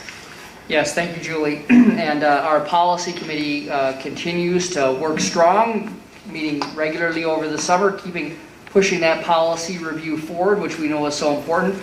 This evening we have two policies for your first reading. I'm going to take the simpler one first, policy 411. This is a policy that is being renamed after long overdue renaming. It really governs the time that our employees who have had a child have to recover after the birth. There's a couple of different ways that we go about the amount of time afterwards. However, it had always been called or disability period after childbirth, and we are now calling it the recovery period after childbirth. The policy is exactly the same as it has been. We simply reviewed it to make sure that there was nothing that needed to be updated, and the name is something that was a long overdue update. So that is the first policy that we're reviewing this evening. The second policy is a more complex policy. It's an update to Policy 522 regarding Title IX and investigations and the process for which we use to process complaints. So there was a major change earlier this year from the United States Department of Education around Title IX, sex discrimination policy, grievance procedures and process. I'm not going to get into the part of it at the national level that has been somewhat controversial. However, we are required to implement some policy changes that are recommended by the Minnesota School Boards Association to align our local policy with this new the federal component of it. And so what you'll see is that, and frankly, we were already following a number of these practices and procedures prior. So we're making very explicit and clear, which we had done before, about who our Title IX coordinator is. And Director of Human Resources Molly Wieselman serves in that role. She also serves as the Human Rights Officer. We now are also identifying an alternate Title IX coordinator, and that will be Sarah Pratt, who is our Assistant Director of Special Services. The policy really goes through and outlines the definitions of some of these pieces around harassment and investigation. And then basically we'll go into a process for the investigation itself, the outcome of the investigation, a potential grievance process, and then it also identifies some specific pieces around training. And what I want to share with you is all of our administrative team who would be involved in this effort as investigators. So basically, building principals, building assistant principals were trained on August 13th through a 2-hour session with Rupp, Anderson, Squires, and Walsberger. That happens to be the firm that represents our school district. We had 2 excellent presenters who over the course of 2 hours really walked us through the specific changes and the way that investigations need to be conducted and how those things need to come to fruition. So those folks who I just mentioned, the principals, assistant principals, there's a few others in that mix, are basically determined as investigators. We're working through a decision maker process. Basically what we're going to do for our decision makers is, if it is a complaint at the elementary level, one of our secondary administrators who is trained will step in to be the decision maker on that approach. If it's a situation involving secondary students, an elementary principal will come in and serve as the decision maker in that case, and then the superintendent serves as the appellate decision maker. So as the decisions are rendered, there's a process for appeal, and again, we've been trained in those processes. So we will also be updating our website to show, we're required to show what was the content of the training. Some of those things have already been updated, and then we'll continue forward with working with staff to be able to recognize these kinds of situations, to be able to help guide students to report it should that be needed. We are working with Nuger Communications on some video training for staff and for students and families around this, as well, that we anticipate having ready to go by the beginning of the school year. And of course, there's a lot of things going on at the beginning of the school year. This is really important. We want an environment where students feel comfortable and safe. They feel, as Principal Leadership shared, where they feel supported. We do not want an environment where there is any kind of harassment or bullying. And what we want to do is have a process in place that's very clear about when it is reported. Here are the investigation steps and how we move forward. So in general, that is the approach that this policy uses. This is a complex policy that is really trying to align with the new federal standard. And so we are suggesting to use the slightly modified MSBA policy that we just received a week and a half ago. So our policy committee team met last week on Wednesday to review it, and we're bringing it forward to you for the first reading. So those are the 2 policies that we have this evening. In general, we're not asking anyone to vote on these tonight. We'll ask you to vote at the next time. Okay, thank you. Questions or comments? Amy? So I have questions on policy 411. Yes. Sort of how it works a little bit. So if someone has a baby mid-May, do they still get 8 weeks of paid leave, even though the school year would have ended before then? Or do they somehow get leave in the fall? How does that work? Yes, they do get 8 weeks of leave, and a lot of the time, for people who have the child at the end of the year, many times that they will not continue to take that in the fall. It depends on the circumstance, depends on the delivery. So most of the time, you will see people go to the end of the school year, but people would have access to that in the fall as well. And so basically, almost all of the time, it does end at the end of the school year because there's the time over the summer and people are ready to come back in the fall. So then if someone adopts a baby, do they get any sort of leave? We do have adoption leave in most of our agreements, our master agreements. So this is specifically around the recovery period after there's a number of other parental leave things and adoption leave that are included in our employment agreements. Okay, so how does that relate? Is it a similar amount of leave, or does it become family medical leave, or? So there are a specific amount of leave for that in each agreement. I'd have to go back and take a look at those. It's not at the tip of my ability Okay. to bring to you today. But what we can do is bring that forward to you and share that with you at the next meeting in terms of comparing those two. Yeah, I'd love to just compare, and then, And it is standardized in what we really try to do with these kinds of leaves. As you know, our negotiations team that has been working together for nearly a decade together as a negotiations team, we have really looked to try to standardize those things across the system. So when we do make a change in one agreement, we make it very explicit that we're going to try to move those things into all of the other agreements. So I believe that is standardized across all of our agreements at this point. But whenever we have a change like that, or we add something in the leave area, we try to make sure that it's something that we can get into all agreements. and is there a paternity leave as well? Yep, well, it's parental leave. So it's Yep. parental, okay. And how was 8 weeks chosen? I do not have the answer for you right now on that. Okay. It seems like it's, It used to be 6 weeks. Frankly, what it used to be is there used to be 6 weeks and 8 weeks. 8 weeks for a cesarean section and 6 weeks for a non-cesarean delivery. And we felt that was not an appropriate piece to have those things. We felt that was too much information to ask, frankly. So we standardize on 8 weeks. I know a lot of private industry is moving toward like 12 weeks, so Well, it's a wave of the future. so remember that this is pieces that can be paid. And so, of course, people also have access to FMLA that can go up to a total of 12 weeks. Great. I just have a question about policy 522. And that is this a brand new policy then? I'm a little confused because doesn't seem to be any edit changes in it. But then it says it was adopted back in August 26, 2006. So I'm just wondering, is it completely new?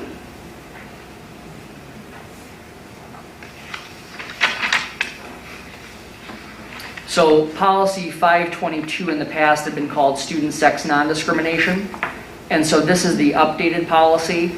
So this was originally adopted back in 2006, as you saw at the bottom of that policy. So this is not only an update, right, but it is an expansion as well. Thank you. Other questions, comments? Rob? I was just glad to hear that for the Title IX policy that there's going to be some videos or infographics or something, because it's 18 pages of very dense material, and I think people need to have quicker access than having to read an 18-page document to know their rights in these situations. So I'm glad that there are going to be other ways of accessing the information. Yes, we're working to synthesize the most important points for people that they would need to know and to really explain what are the kinds of conditions that could prompt a complaint, who do you go to, and what is the process, in general once you begin. We are working with Nuger Communications to use We've looked at a couple of different software packages. We are looking at something called Powtoon to use, which does create more of an animated component, again, to try to keep it something that is age appropriate and engaging. We want to make the information accessible to our students and to our families and to our staff. And this is very technical language that you have read in the policy. So our goal is to be able to make it more user-friendly for the person who we want to make sure feels supported. Tom? Couple sort of questions and comments about the sexual harassment policy. If a student wants to report, they have to go to the Title IX coordinator, who again is an adult. And like with the racism conversation, it's hard for people, especially students, to do that on their own. They may not be even forthcoming with their own family to get parental support. Are there advocates or any support structure outside of the adult child system that would allow more reporting of these things, and sort of related to that? So these policies cover what happens in school, but a lot of things occur outside of school between students, who then will come into school and still see each other. And are there any ways that those can be processed other than one of the students not coming to school, or having to withdraw? I guess it's thinking of it from, these policies are great from the adult level, and you got to follow these rules, but from a kid going through this, they don't think of it as a policy. This is real, and it's hard to deal with, and they may not want to talk to parents or anybody. So I was just wondering, are there community-wise or in the school that would help that? So I think there's a few things with that, Tom. I think going back to what Principal Lear said when you asked him the question, I think one of the most important things that we do in school is try to create relationships with students. And we want every student to have at least one adult who they feel comfortable with in the school to share this kind of information with. It's one of the reasons we work so hard to create relationships. This kind of different approach to training using a more accessible video approach one of the intentions of that is to create awareness and to be able to demystify any kind of reporting process. In our school, at the end of the day, regardless of whatever setup, there has to be an adult who is in charge or responsible of processing the complaint, following through the investigation, completing it, making the determination, and moving forward. So I think there's a couple of things, Tom, with this. Number one, continuing to encourage students, if a friend is concerned or in trouble, talk on that friend's behalf. We have that frequently. In fact, many times something that comes to our attention may not necessarily come directly from the individual. It may be from a friend of that individual who is worried.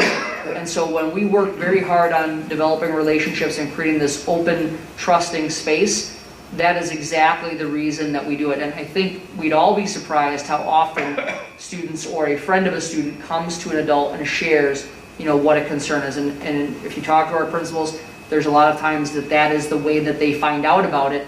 Then they are able to engage with the student and interact and figure out what the next steps are. So while we can continue to do some additional student training, specifically around at the high school, the students supporting students, remember that group is not just a group of students who we selected and say, hey, you're student supporting students. Those students go through a rigorous training process that was developed by the Hazelden Foundation, the Betty Ford Clinic. So those students have some training.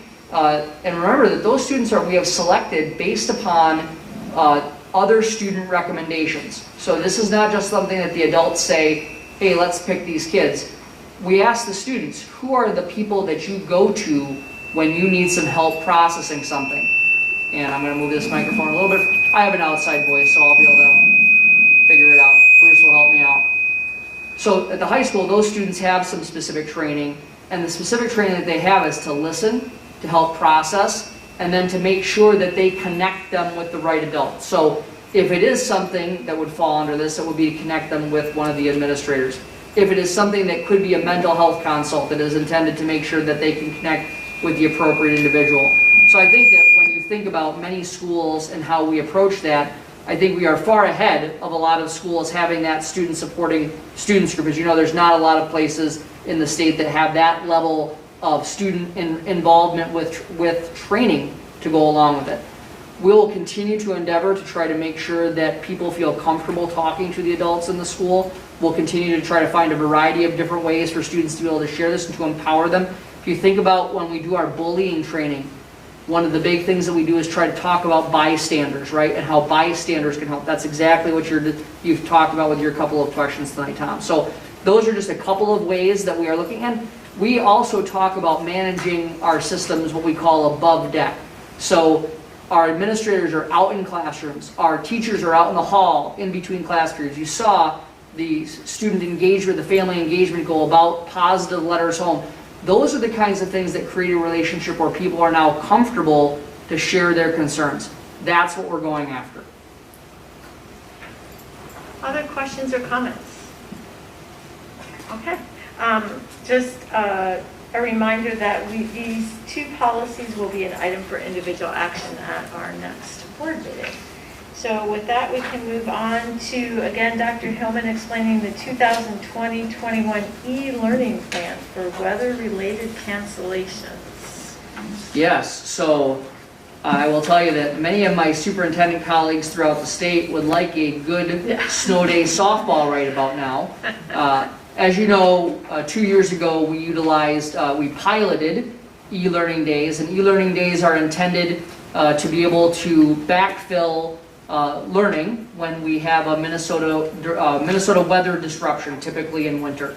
And as you remember, when we piloted it, we ended up with a case study having 11 days.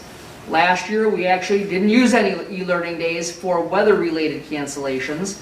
We did have some cancellations, but they didn't get to the level, the number where we would need to shift to the e-learning days, which we all now are thankful that we had those e-learning pilot days, called them flexible learning days at the time, because we do feel that it gave us a leg up when we had to shift to emergency distance learning. So while we have learned and processed all the things that we learned during that emergency distance learning in the spring, we do look back at that e-learning day pilot as something that was a positive influence on how we were able to quickly pivot to deliver what was certainly a flawed system, but really, frankly, pretty miraculous considering the amount of time that we had to turn it around. The plan that I have ahead of you for this year, we're required by state statute to be able to present this to you each year, to share it with parents. There is very little change this year. The exception, I have added something that says the plan may be adjusted or replaced with the district's COVID-19 learning model plans depending upon public health conditions. And so we are looking to use a similar model for weather-related cancellations as the beginning of our plan, but we all know the year ahead of us is unlike any other. It's now cliche to say that, right? And it's been such a short amount of time, but we've said it so many times. It's historic, it's unprecedented, all of those things. We need to be able to present you with an e-learning plan, and frankly, this is the e-learning plan that we had ready to go that we didn't use last year. I anticipate it would be adjusted and changed, but what I wanted to do is to make sure that we followed the regulations and that we presented the plan to you. So just very straightforward, that's what we're doing tonight. No changes from the one that you looked at last year, but of course, as we get into the winter, depending on the learning model that we're in, this may not even come into play, frankly. Okay, thank you. Questions or comments? Right. This is probably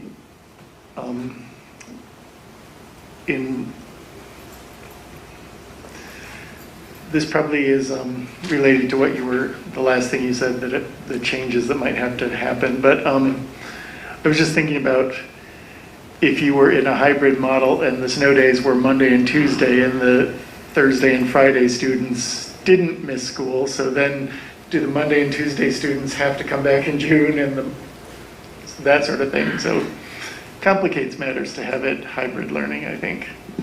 So we're currently developing in the hybrid learning model, we're developing a calendar, right? Because not only about weather, but there are also some other parts of the school year where there are days off, for example, the MEA break. When you think about the Thanksgiving break, those things tend to fall on what will be the gold cohort. So we got the cohort assignments out to families last week because we know that they needed to plan, right? And just really congratulate Kim Brisky, our Director of Technology Services, volunteered. She said, Matt, I'll take care of the cohorts. She had a plan, she executed it, it was outstanding. So that whether you're a kindergartner, or if you have a kindergartner and a senior in the same class, you're going to end up being in the same cohort. We only gave the cohort assignments last week to the middle school and high school students who are going to start with that. However, Rob, one of the things I would say is that this particular model, if we're still in the hybrid model when it comes to winter, the ability to move everyone to a distance learning day right now is very different than what it was before. So one other thing that I did add to the plan that I'm happy you brought up is if you look at the bottom of each of the areas, K-5 and middle school and high school and area learning center, I did add one additional sentence which says school staff may also incorporate live instruction via video conference as feasible.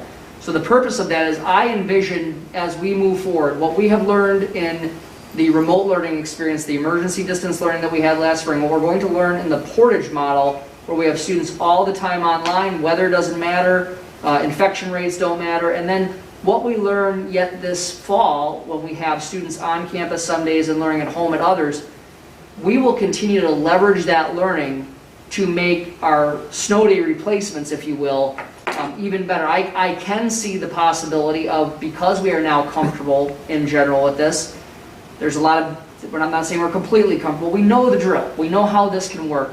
I could see the possibility of running a school day, via distance learning on a snow day. Now, the caveat there is that if you're in a regular, good old-fashioned in-person model, not all the students, especially at the elementary, take their devices home every night, right? We don't want that going back and forth with young kids to the best of our ability. We were able to do it in the spring because they all had access and we were able to do drive-through pickup. So that is a part where we could have it at the elementary level, for example, in the winter. We may not be able to deliver a typical distance learning day as we have become accustomed to it because the students may not have the equipment or their own device at home. We do have alternate ways to be able to deliver those kinds of things on those days. I anticipate, I'm going to use the term, I think that we'll continue to revolutionize the way that we handle Minnesota winters after this experience. I will just be straightforward that this was here to make sure that we met the state regulations to present the plan to you. Not that it can't, because it can be adapted, we've included that in our plan this year. Okay, thank you. Amy? Since school will be starting before our next meeting, and if you need this and sort of pro forma, would it be helpful at all if we voted for it on it this meeting? Interestingly enough, you're not actually required to vote on this. We did last year as the first time, and my intent is to provide it as an update. So the statute does not require that the board necessarily pass. It talks about adopting a plan, which I would argue that you adopted last year, and this is simply an update. So we just simply need to do it what the statute says is at the beginning of the school year. Our next school board meeting is actually on what is going to be the first day of school, September 14th. So if this is something that we would like to bring back to have you adopt again this year, I think the argument would be we've adopted a plan, we're simply representing and updating it. It would be in plenty of time, Amy, so I don't think it's necessary to move it to individual action this evening, though I thank you for thinking of that. Thank you. Other questions, comments? Okay, thank you. Our next item for discussion is the superintendent goals. And just a reminder, those were in the table file. Dr. Hillman. Yes, so if you see in the table file the goals for this coming year. So you all know my affection for SMART goals, and that we use a relationship-based but data-informed school culture.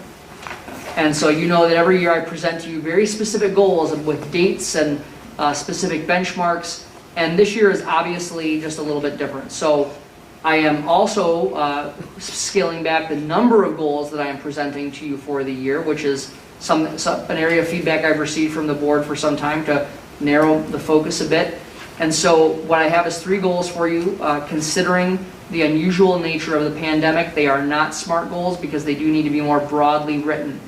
I'm still coming to grips with it, that's okay, but we'll all make it through. So I'm basically writing 3 goals here that indicate, first of all, that the superintendent will effectively lead the district through its response to the COVID-19 pandemic. It will include ongoing communication with staff, families, and the community. It will include data collection to gather areas of success and challenges. The superintendent will ensure the use of continuous improvement strategies to celebrate the successes and improve areas of concern. We are already working to develop something we call pulse surveys, so that throughout the beginning of the school year, we can ask our stakeholders how they're feeling about how it's going. We're not talking about 20 question surveys, we're talking about 4 to 5 question surveys, asking if they feel safe, if they feel like they are supported. We don't have those questions all written yet. We are working with student education on this so that we can actually have a broad national baseline for all of their partner schools. So that is the kind of thing that we're looking to utilize to support this goal. If that makes, again, it's still in the formative stages about the pulse surveys, but we anticipate being able to use them several times during the fall semester. So around that first goal, you know that we number every communication now, so we can count how many times that we've communicated with people. We have one segment on the website that archives all the communications to families. We're working to do something similar inside the district website for all of the communications to staff. And again, to make sure that we are keeping our ear to the ground to find out what is working well in this very unusual set of circumstances and what could be improved. The second goal is really about trying to make sure that we are understanding the moment of how we need to support families, our school, our community with additional resources, while also making sure that we do not forget the long-term financial stability. As you know, for many years we have said that we could make it through the 2020-21 school year without making any budget adjustments. The last time that this district made budget adjustments was for the 2011-12 school year. So we've made it a decade. Think about our neighbors and how many times they have made multi-million-dollar reductions during that time. And if you remember, that last reduction was under $1 million that we made in 2011.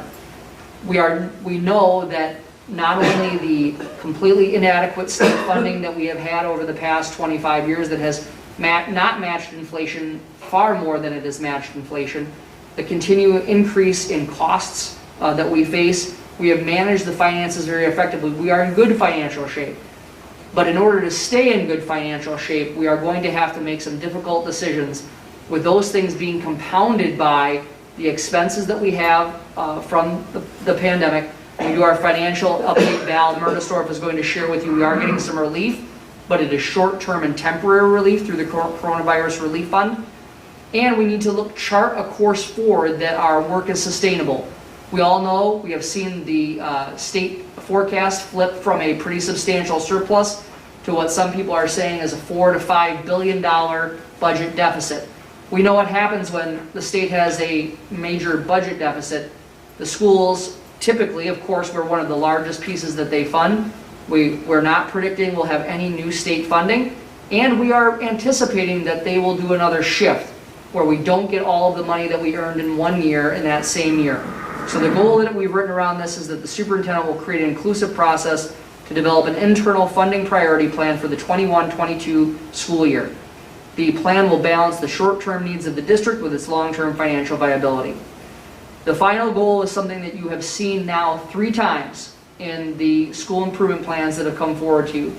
So one of my concerns and one of my worries has been that we will lose this important work, and I'm using the collective we as a society. We will lose this vital work that has gotten started around anti-racism, specifically in the wake of the George Floyd murder. And while we've been working on equity kinds of things for a number of years, we felt we needed to take it to another level. We are concerned about the fact that we want to make sure that this does not get, that the important, which this is, does not get lost in the urgent, which is our preparing for an unusual school year. You remember last year I had a very specific goal around supporting black students in the district. We're modifying that goal just a little bit this year to be more broad, that the superintendent will lead the development and initial implementation of an anti-racism framework for the school district. You have already seen that anti-racism framework in its infancy. It's just its beginning. I'm going to share it with you again in just a few moments here with the operations update. Of course, we're still going to work on doing all the other stuff, the 50-some areas that I'm evaluated on each year. We'll talk about progress towards strategic plans, vision, and priorities. We'll continue to pursue the goals as outlined in the World's Best Workforce Plan, and then we will complete our construction projects during this next year, so I've included that as well because I know the board has felt that that's important to make sure that we have on the superintendent's goals. So those are the proposed goals for this year, a little bit different than normal, a little broader than normal, and I hope that people understand the reason for that. Excellent, thank you. Questions, comments board members have? Amy? I don't think you need a SMART goal, because I think you've done a lot of good work with these. I want to add maybe just a few words to the third goal. I'd like to see possibly include something about and maintain or actively maintain a strong connection to our students and families of color. To something that would bring the relationship into it and not just the focus on the racism part. Thank you for that feedback. We will consider that as we modify the goals before you adopt them at the next meeting.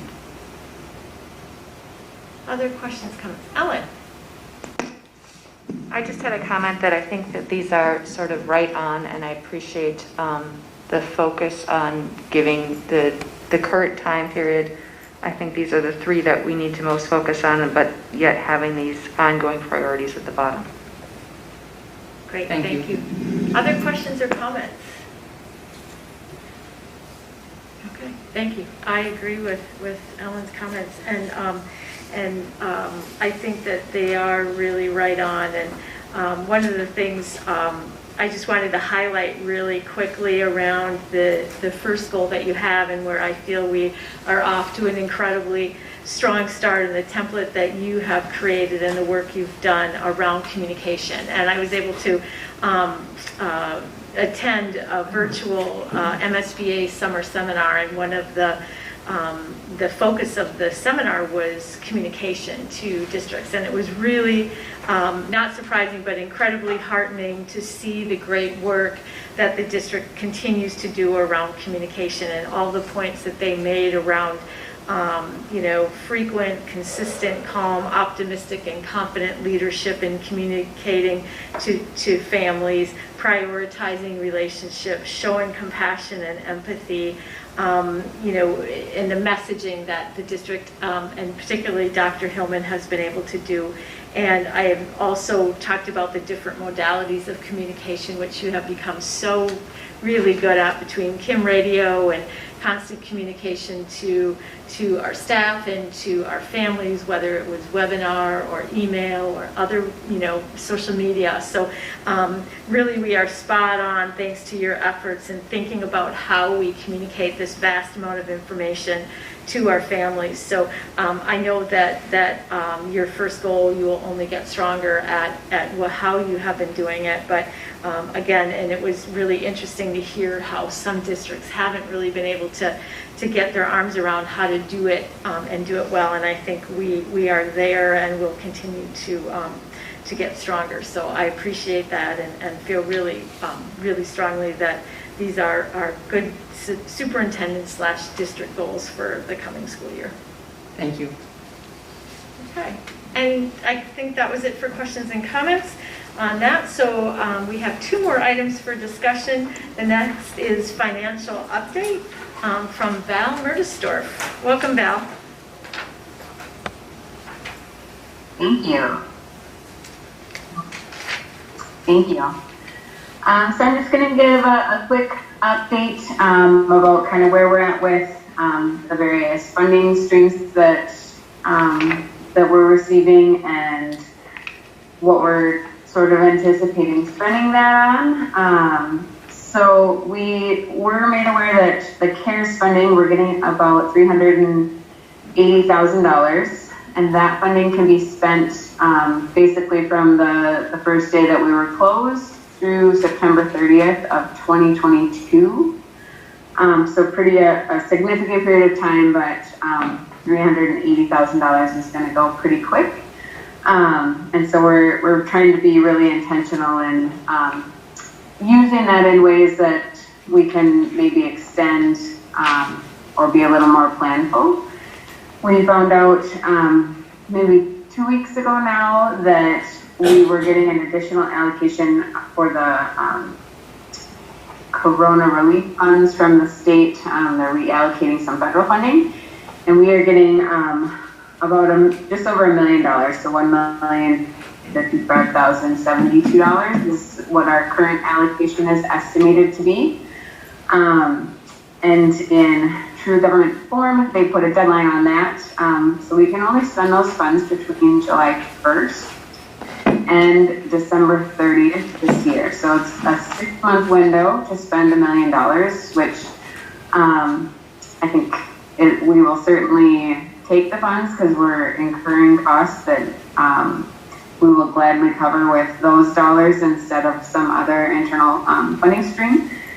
And so the window, however, makes it really challenging because a lot of the things that we're considering that we feel are important are going to be likely ongoing as we go through the pandemic process. So some of it is easy, kind of no-brainer things, the PPE that we're required to purchase, and additional things to help keep our staff and students safe. We're obviously prioritizing those expenditures. We're looking at things like canopies for outdoor learning spaces for the fall. So those things are pretty manageable. We are looking at just buying out the iPad lease that was approved to go 1-to-1 for K-3. That instead of paying out over 3 years, we have the funding to do that and doesn't put general fund dollars on the table in future years. So those are some of the things, thermometers for families to do their self-assessment before they're sending their children to school. But things like health aides to help support the nurses because we're concerned about the level of volume. Those are the kinds of things that would be an ongoing staffing cost for the year, and we're only looking at being able to fund 6 months of that. So trying to balance that with the longer term funding and how we can really make the best use of all of those streams. Unfortunate that the largest pot has the shortest term. So, but certainly a welcome amount from the state. We weren't anticipating nearly that amount. So that will be very helpful. We just have to be a little strategic about how we plan for that. So in addition to that, we are working as quickly as possible to wrap up fiscal year 20. Really need to understand where we landed with everything that happened in the spring. We kind of put a budget freeze on, but we also had several revenue sources that came in short. So really wanting to figure out where we landed to know what we have moving forward, which is really going to drive the process this fall and winter to make sure that we're spending our money and prioritizing the needs that the district has right now. Also looking at the child nutrition and community services budgets and how they landed in fiscal year 20 is going to be part of the priority with the mandated meals and the emergency childcare.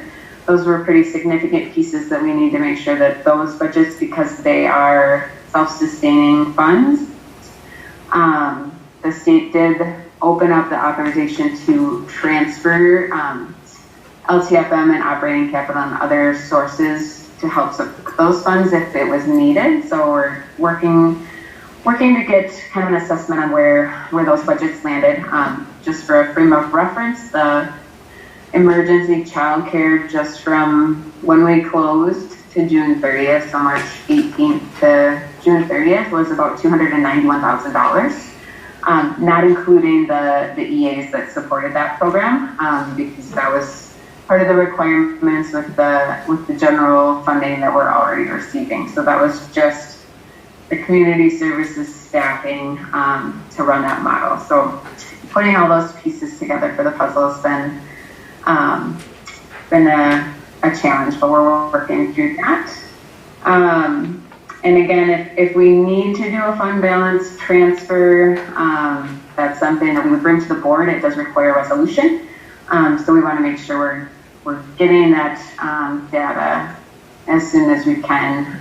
The audit is scheduled for the week of October 19th, I believe. So really trying to get that wrapped up as soon as we can. Those are kind of the big pieces. We're working with the leadership team to kind of generate all of the ideas that they're looking to implement for health and safety purposes in their buildings, or any kind of software technology access that would be helpful in managing learning through the pandemic. So those are the kind of the big items that I had on my list for tonight. But if you have any questions, I would certainly welcome them. Say, Val, could you just talk about the transportation that we're considering as well? Sure. So we have been talking with Benjamin Bus about a really like a true two-tier system. We don't feel that that's feasible at this point in the game, but we are looking at potentially adding a few more bus routes. If that's something that they're able to work in, we could use the funding for that purpose as well. Just to help ensure that we have typically transported about 3,000 students on average daily the last several years, and the registrations last I heard was around 1,650. So certainly looking at less students, but really to ensure the proper social distancing, their ability to disinfect buses in between routes and those sorts of things. Adding some additional routes would be helpful in managing all of those pieces. So that is something that we're waiting on a quote from Benjamin Bus to see what that would cost, to talk through that piece as well. I would say typically an extra bus route is probably $80,000 for the year. But again, that's we'll see what the year looks like. So that's another thing we're trying to manage, is not committing ourselves to things for an entire year, knowing that we could be in a different situation really at any point in the during the school year. So does that cover what you were looking for, Matt? Thank you. Yeah. I had one point of clarification. The $1 million, is that addition to the 380,000, or is it now a CARES funding a total million? Nope, it's a separate funding stream. Okay. So the 380 is federal funding that was allocated, and then we were notified about an additional $1 million about 2 weeks ago. I think it was pending legislative approval that was supposed to happen last Friday, I believe. So I don't believe they would share out the allocations, though, if it wasn't a pretty, for sure, amount of funding that we were going to receive. Okay, great, thank you. Questions, comments for Val? Okay, well, thank you, Val, for the great work, and we know how hard you're working on trying to get numbers around, the impacts of COVID-19, and that's a challenge in itself. So thank you. Yep. Okay, we can move on then to COVID-19 operations update number 7. Dr. Hillman. Yes, so just briefly this evening, in the approach that we've been using since last spring, we continue to share with you just updates on how we are addressing the pandemic. Of course, a week ago today was a big day because we did announce our learning models. We followed the process that the board directed me to use, and Julie and I did talk on August 16th, Sunday. We had gotten the latest numbers from Sarah Coulter at Rice County Public Health, which confirmed where we were at, and that the learning models that we had anticipated selecting were the ones that we confirmed. We notified staff that next morning, gave them a couple of hour head start before notifying families at 10 a.m. that day. And as you know by now, we have an in-person learning model for students in grades pre-K through 5. That's for 5 days a week. And we do have a hybrid learning model, as our high school principal, Joel Lear, and Daryl Keller, our director of the ELC, mentioned. Those students are divided into 2 cohorts. They will attend school in person 2 days a week and learn remotely 3 days a week. You've heard a lot about that tonight. so I'm not going to go further with that. Again, I do want to thank Director of Technology Services Kim Brisky, who did the hard work of making sure that we are balancing those cohorts. Remember, in a hybrid learning model, we cannot have more than 50% occupancy of the facility. Need to make sure that there is physical distancing. So our partners from Wold had provided us with some drawings of our buildings and what those capacities were. Kim took that. She took all of the high school and the middle school schedules. She put them in a situation where she was able to determine that, you know, we have met all of those criteria. So thanks to Kim for doing that. The other wild card in this has been the requirement to have an all-the-time online program.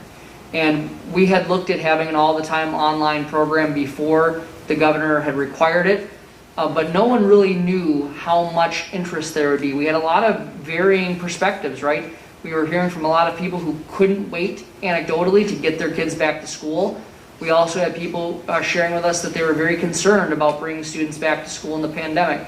And as I've shared with you before, I think the Stay Safe or the Safe Learning Plan for Minnesota really does thread those needles and uses science and the latest data to provide guidance in how we do bring students back to school in a manner that's as safe as practicable. We named the online program that we're using called Portage, and we opened up an interest survey, and at that time we got about 400 families that said there would be some interest. So we started to develop based upon that. Then we required a registration. We did align the registration deadline initially with the day that we announced the learning models. There are a lot of different districts across the country, you know, who are requiring people to commit to the all-the-time online environment before they announce their learning models. We had heard from families, we at least need to know what the learning model selection is before we make a final decision about Portage or not. We did extend the timeline a couple of days afterwards based on some feedback from some families that they needed a little bit of time to process it. And as of the time that I sent you this on Friday, we are up to 533 students. And as of right now, we actually have a live dashboard that we are using. And as of right now, we are up to 554 students who are enrolled in the Portage model. What I'll tell you is that this is part of the financial work that we're doing. So just as an example, when we look at our elementary classes, we have 54 fifth graders, 44 fourth graders, 50 third graders, 38 second graders, 32 second graders, and 28 kindergartners as of the latest data that we have. Now the issue there obviously is that some of those grade levels are big enough for more than one section, right? So we are looking at, we basically, if you think about it, with 500, the latest update now is saying 555 students enrolled in this program, we basically have created another elementary school, right? If you think about the size of our elementary schools, 555 students. Now this is grades K through 12, so that the numbers I just gave to you about the elementary classes, or the elementary portion, we have a total of 131 middle schoolers and 177 high schoolers. We have been looking at doing everything we can within reason to reassign existing staff into these positions. This is complicated, and we are trying to do two things. We are trying to create the absolute best learning environment that we can for every student in the school system. We're really dedicated to every student, but we're also having to make some tough choices. So we are having to move people who may have worked with smaller groups, because in our elementary schools, with this number of students gone, we are seeing some grade levels where we've actually reduced a section, gone from 4 sections to 3 sections, reassigned one of those teachers into the Portage model, and we are still at 20 or less students, which is very favorable. Even if we were to have to go, even in an in-person learning environment, it's very favorable.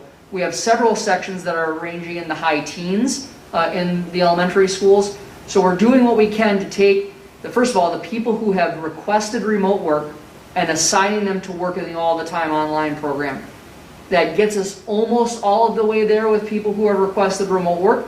And thankfully, by some miracle, the alignment of those staff and the skills is very good. So we feel that we're going to provide a high-quality program for people who want their children to stay home.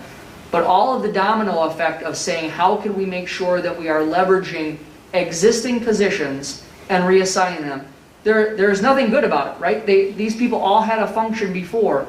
We are looking at how can we make sure that we're meeting the choices and the needs of our families while at the same time trying to protect the long-term financial position of the school district. So I want you to know that we're doing everything that we can initially to reassign people to try to make it as close to cost neutral as possible.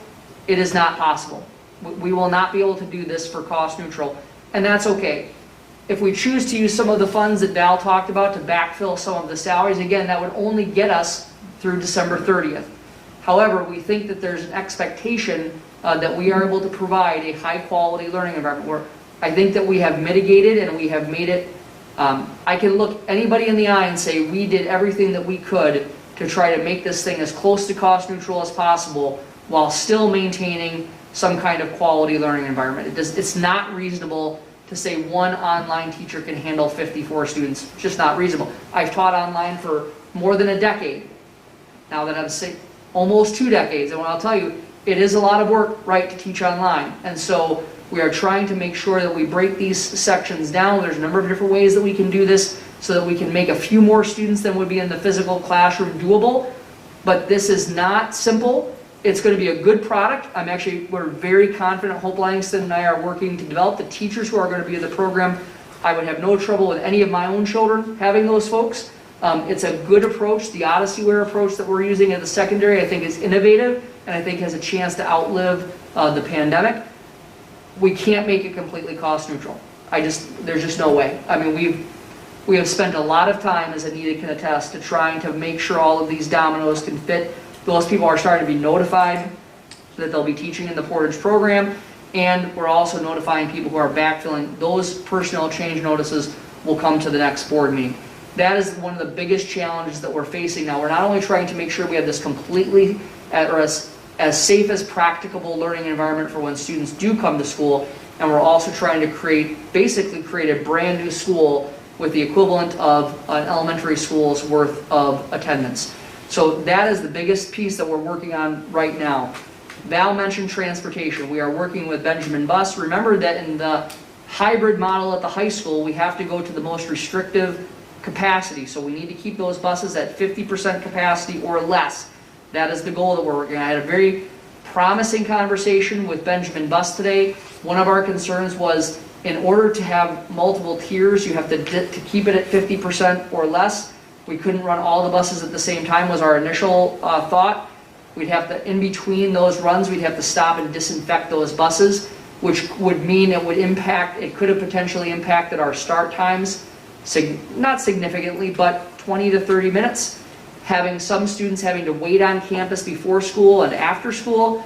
I'm getting another report tomorrow. Today's conversation was very promising and welcome by us to have a win in this.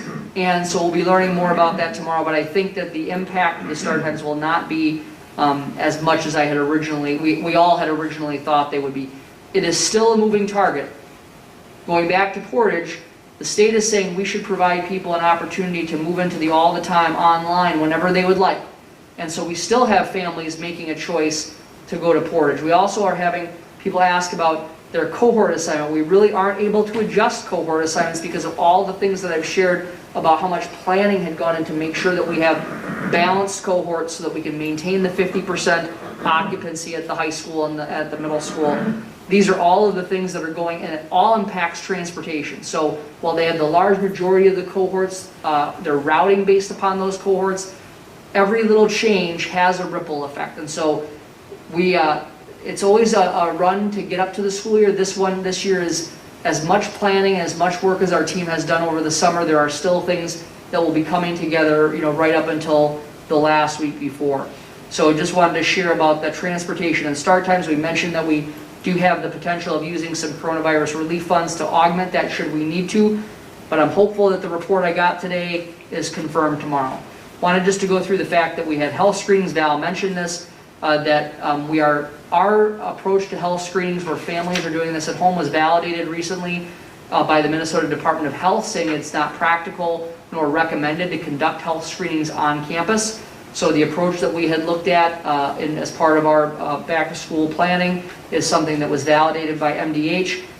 One of my Joel's 2 in the morning, one of my 4 in the morning things is I don't even know how many people have a thermometer. So we worked with Rice County Public Health. They helped us find a vendor and we purchased 2,500 thermometers so that we can provide any family or staff member who does not have a thermometer something that they can use to help with those health screenings.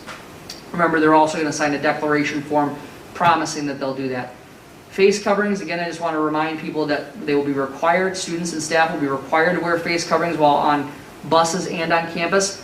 We are providing students each with 2 cloth face masks. One is coming from the school district that will be here just before school starts. Another is coming from the state of Minnesota, which is providing a cloth face covering for every student in the state. We're picking those items up from the Southeast Service Cooperative on Wednesday. In addition, we are making sure that face shields are available in certain circumstances for students with a medical reason that makes wearing a face mask problematic. We'll have an application process for that. We have received additional feedback from Rice County and Public Health about which students are eligible for a face shield and which are not. We're working through that.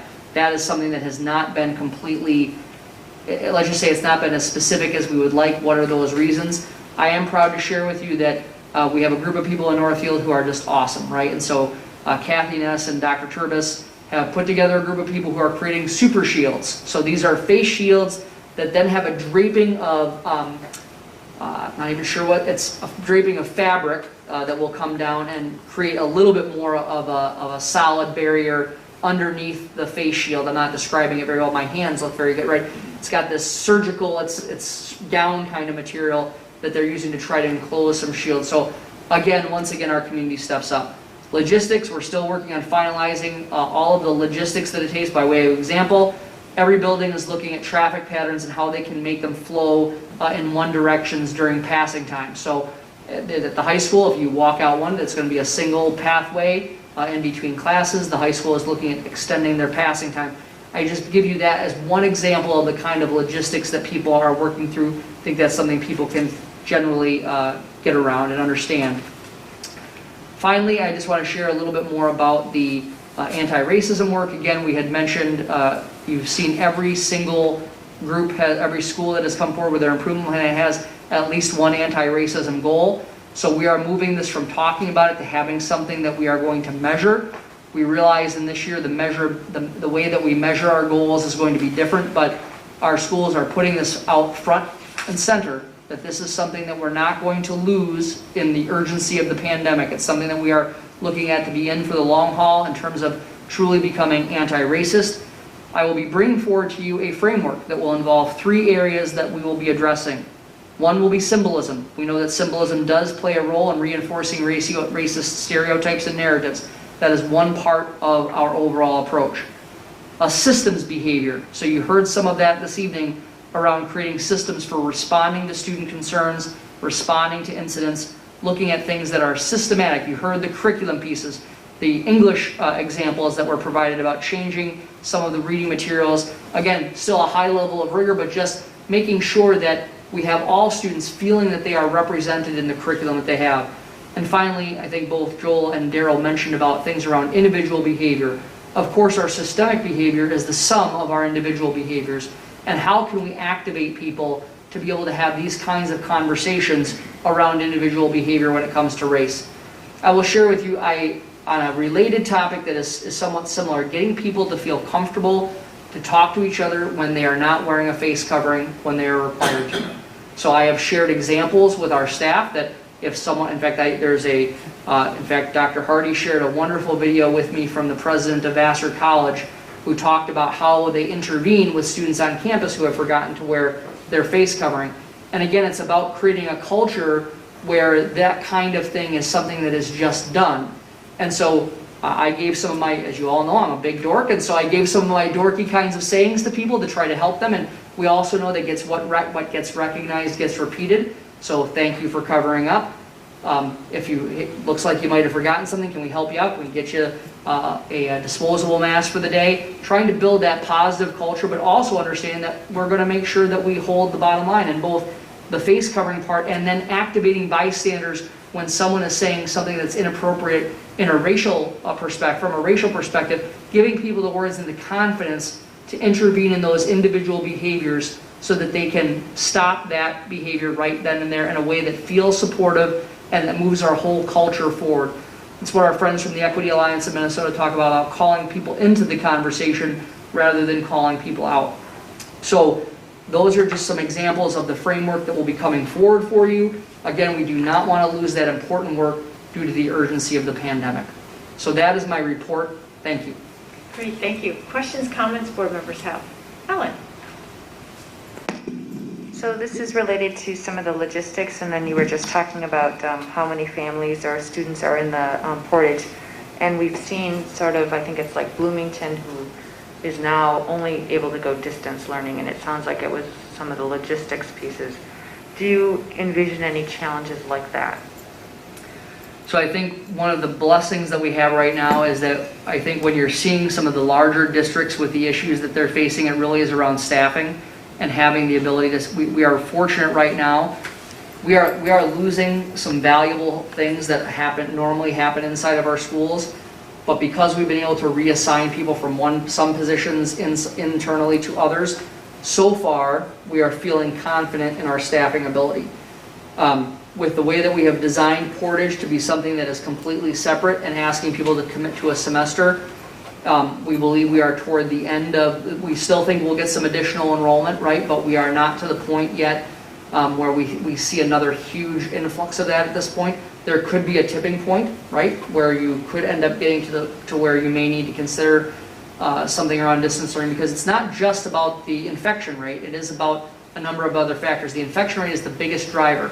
So far, in conversations that I've had with other school districts, we are not experiencing those issues yet that prompted them to switch to distance learning for all students. Amy? I was just wondering about the elementary schools and whether you're going to try to keep their Portage classrooms within the same elementary school, or if you're going to go across schools. Yes, we are going across schools, and when we held the 3 webinars that we did for families, we did not know what to expect, in terms of enrollment. So we did share a couple of things. One that has come to fruition, which we knew all along, that the elementary school classrooms would be across all 3 elementary buildings. So as we look at how we will divide those out, you've seen that there are different numbers from each building, but they are district-wide cohorts, again, to be as efficient as we possibly can, balancing that need for people to have an all-the-time online experience with trying to make the stewardship part of it work. And we think that can work very well. We have some good representation among the 3 elementary schools on the staff for Portage. And then the second component of that is that we had told people that maybe we would need to go to multi-age classrooms if we didn't have enough interest. Well, that obviously has not come to pass. But we did say right up front from the beginning that you'd be in a section, with students from all 3 elementary buildings. And how many teachers do you think you'll need for the Portage option? Yeah, so right now, as of this afternoon, we were looking at a total of 2, 4, 6, 8, 10 general ed teachers at the elementary level, and then a number of special education teachers as well. So I don't have that list in front of me right here, but looking at supporting our special education students in a variety of different ways as well. So we do have specific special education teachers who are assigned to each level of Portage. When we look at the secondary right now, what we are looking at is a little bit more than 4 full-time equivalents. The model that we're using with the learning coach model, we're looking at about 1 teacher per 70 students. That's in alignment with what we have seen from some other schools that have some experience with this. And so that could increase depending on the circumstance. But that is the approach that we're using right now. So right now it's a little bit more. We have 4 people that we're looking to assign, and potentially even a little bit more than that. There's a couple of pieces that we're working out to try to finalize those assignments tomorrow, as finalized as anything is right now, because that is another thing that we are just so grateful for, people's patience and grace and understanding. This is moving fast, right? And what we knew last Wednesday is very different than what we know today. So we continue to make the best decisions that we can with the data that we have at the time. And have you been able to accommodate the teachers who were really wanting to go to Portage? I mean, I know we will be very close, not only with teachers, but a number of other, I can't say we'll be at 100%, but we will be very close to that in terms of being able to, in fact, I will tell you at the elementary level, we had to seek people who had not requested remote work to ask if they would consider teaching in Portage. So at the elementary level, went beyond what the people who had requested. And I think we're going to be very close. I'm not going to promise 100% because, again, I can't promise anything like that these days. However, I can tell you we're going to be very close on being able to provide remote work for sure. I would say for everyone who met the criteria for a valid medical condition.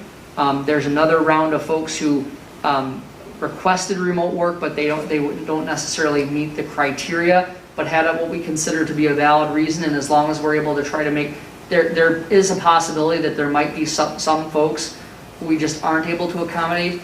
It will be just very few people, but there are some circumstances where unfortunately it just does not align.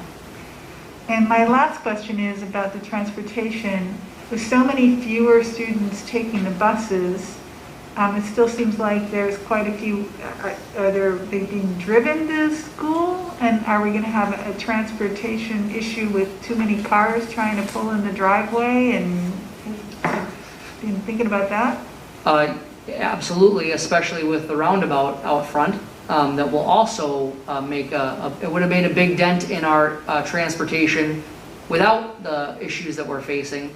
And that project is on schedule, but that project is not scheduled to be completed until mid to late October. So Jim Kulseth from our Buildings and Grounds Department has worked with Benjamin Bus to create some alternate routes. You have seen that we do not allow a cut through, for example, through Bridgewater Elementary to get to the middle school. We will have a process where our buses can use that driveway that we have to get out to 246 to be able to cut that down a little bit. But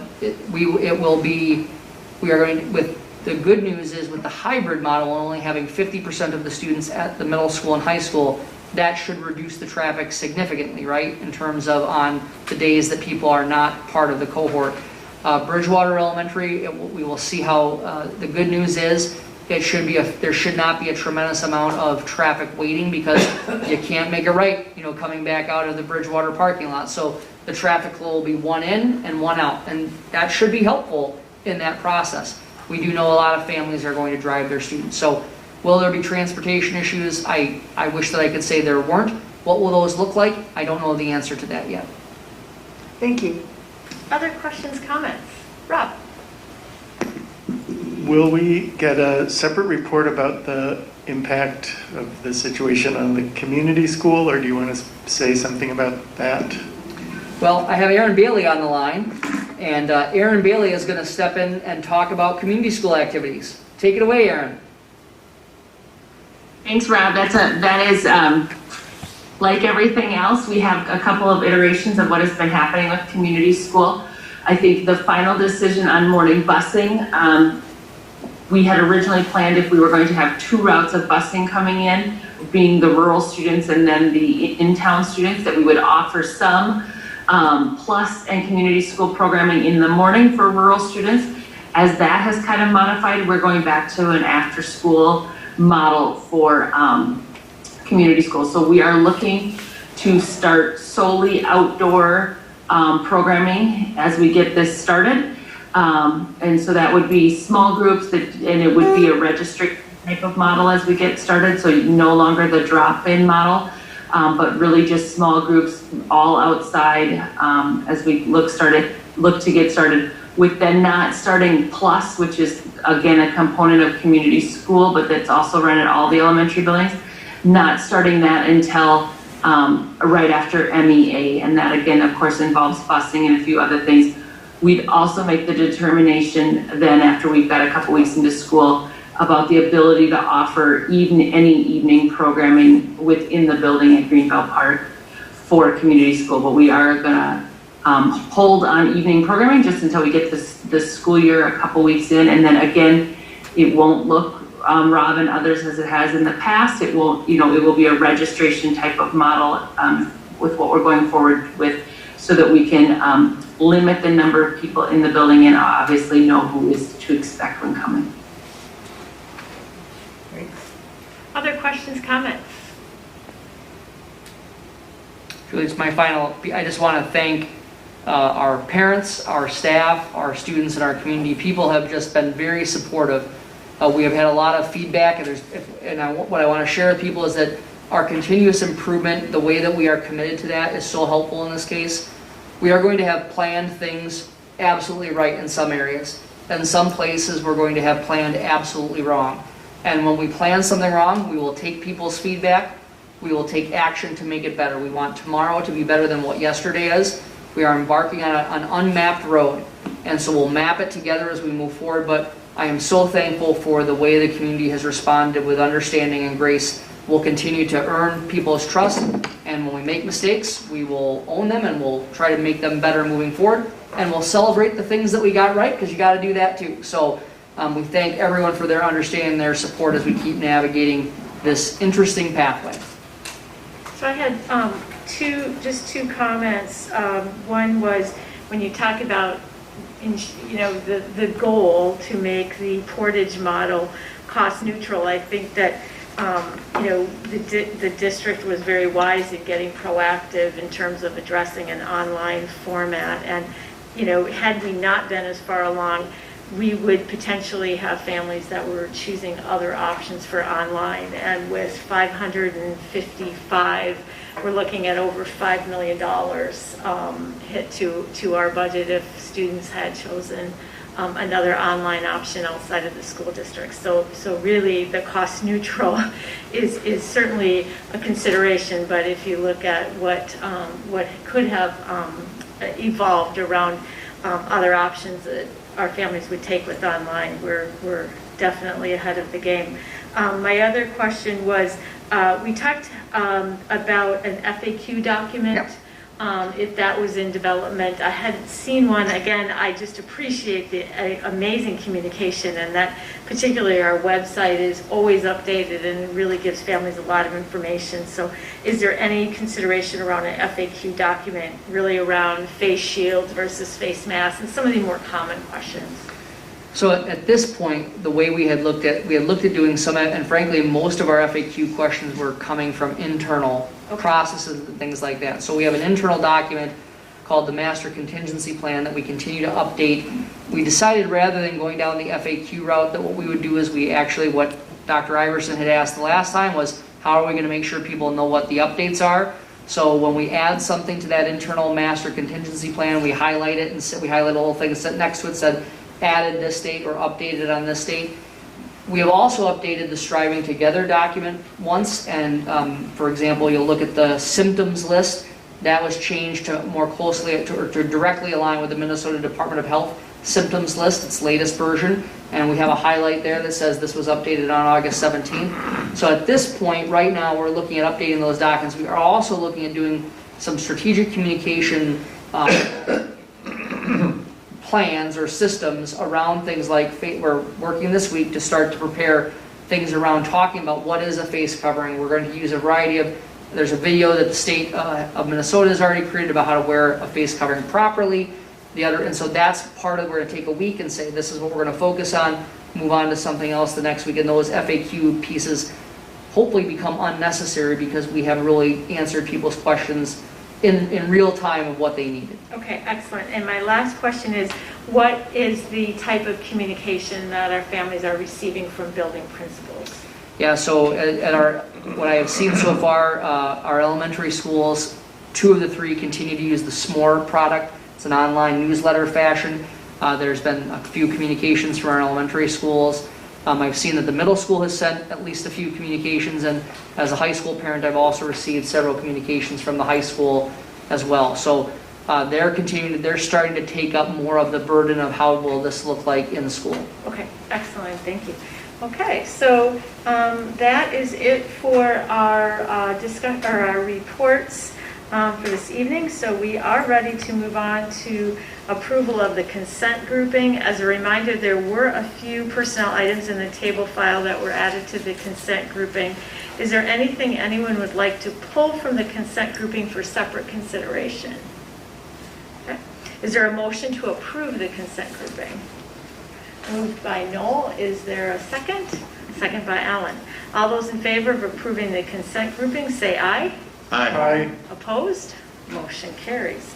We will move on then to our items for individual action. We just have one this evening, and that is the approval of the handbooks for the 2020 and 21 school year, as well as policy 408. Those were all presented at our August 10th, 2020 board meeting. So is there a motion to approve the 2020-21 Early Ventures, Kid Ventures Plus, and Middle School Youth Center Blast handbooks and policy 408 as presented?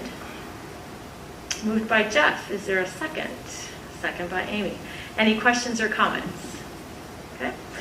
We have a motion and a second, so all those in favor say aye. Aye. Opposed? Motion carries. We'll move on now to items for information. Dr. Hillman will present construction update number 31. Construction update number 31. So I think that you'll see that we did get the temporary certificate of occupancy on the 4th of August. We have had move-in happening over the last several weeks. They're currently working on punch list items that are being created, and they're going to wrap up toward the end of the month. Playground work's ongoing and is scheduled to be completed toward the end of the month as well. The playground, the Kaboom playground outside the early childhood or the community education center is a little further along. That fence will go up later this week. Aaron Bailey is quite excited about that particular part of the project.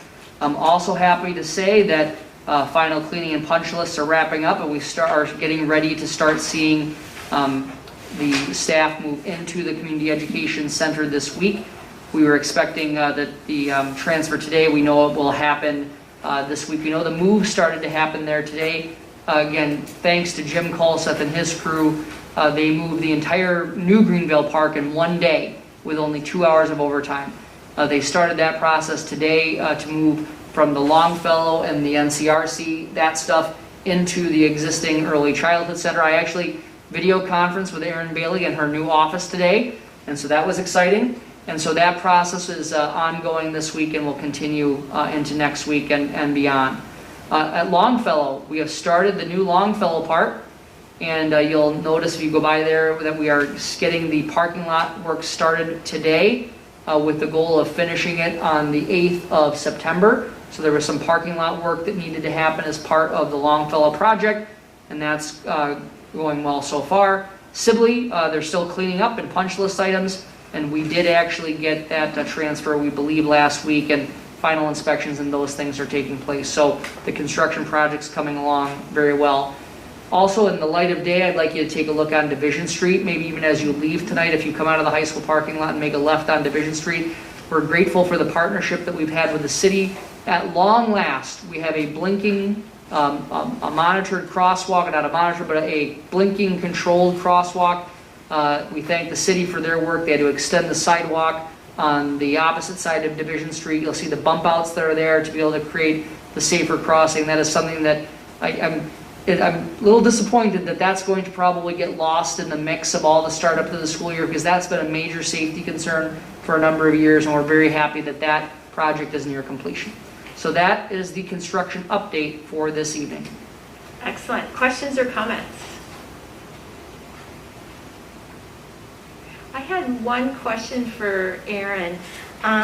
One of the things that we benefited, of course, with the pandemic was the opportunity to do the Greenville Park renovation to the Community Education Center earlier. One of the tight timelines was always the approval by the Health and Human Services for the Early Ventures, basically the child care program. And I understand that they have shifted models in terms of how they do that approval. So is there a concern there about the type of closing that one day on a Friday and having to open on a Monday? Sure. So yes, Julie, you are certainly correct. We always knew that this building had a tight timeline, and I guess if we're looking for silver linings of a global health pandemic, having 3 extra weeks of work in May has been to our benefit. We will get staffed in that building starting on Wednesday. Wednesday is Early Ventures' last day with children on site. They will pack on Thursday, and Friday, Jim's team will then be moving them. Hopefully they'll get it all done on Friday night, but they're scheduled Friday night and if needed on Saturday. As far as, you're right, then for our licensing inspector. So due to the global health pandemic and the fact that we're in a peacetime emergency, we learned about 3 weeks ago that our Department of Human Services licensors are not allowed to come on site unless there is a maltreatment claim. So they are not allowed into facilities right now because of the peacetime emergency. And so we are required to send, the one requirement we still have to meet is we do have to have the fire inspection happen. So we have to have rooms set up enough for the to how they will be used. The fire marshal then needs to come through the building and sign off that we have met that. And that gets sent to our Department of Human Services licensor, and we are required to take pictures, several pictures. They've got a list of what we're documenting and send them to them. And then within 60 days of the end of the peacetime emergency, the licensor will be out for a visit at our site. But again, like I said, unless there is they're only visiting centers right now for maltreatment cases. They are not visiting for others. And because we are not changing our capacity limit in the center, they will not be coming out to us at any time during the week of August 31st. Okay, excellent, thank you. Okay, so that was our item for information this evening. So future meetings, Monday, September 14th and Monday, September 28th, both regular school board meetings at 7 p.m. in the Northfield High School Media Center. So with that, I ask for a motion to adjourn. Moved by Noel. Is there a second? Second by Tom. All those in favor say aye. Aye. Opposed? Motion carries. We are adjourned.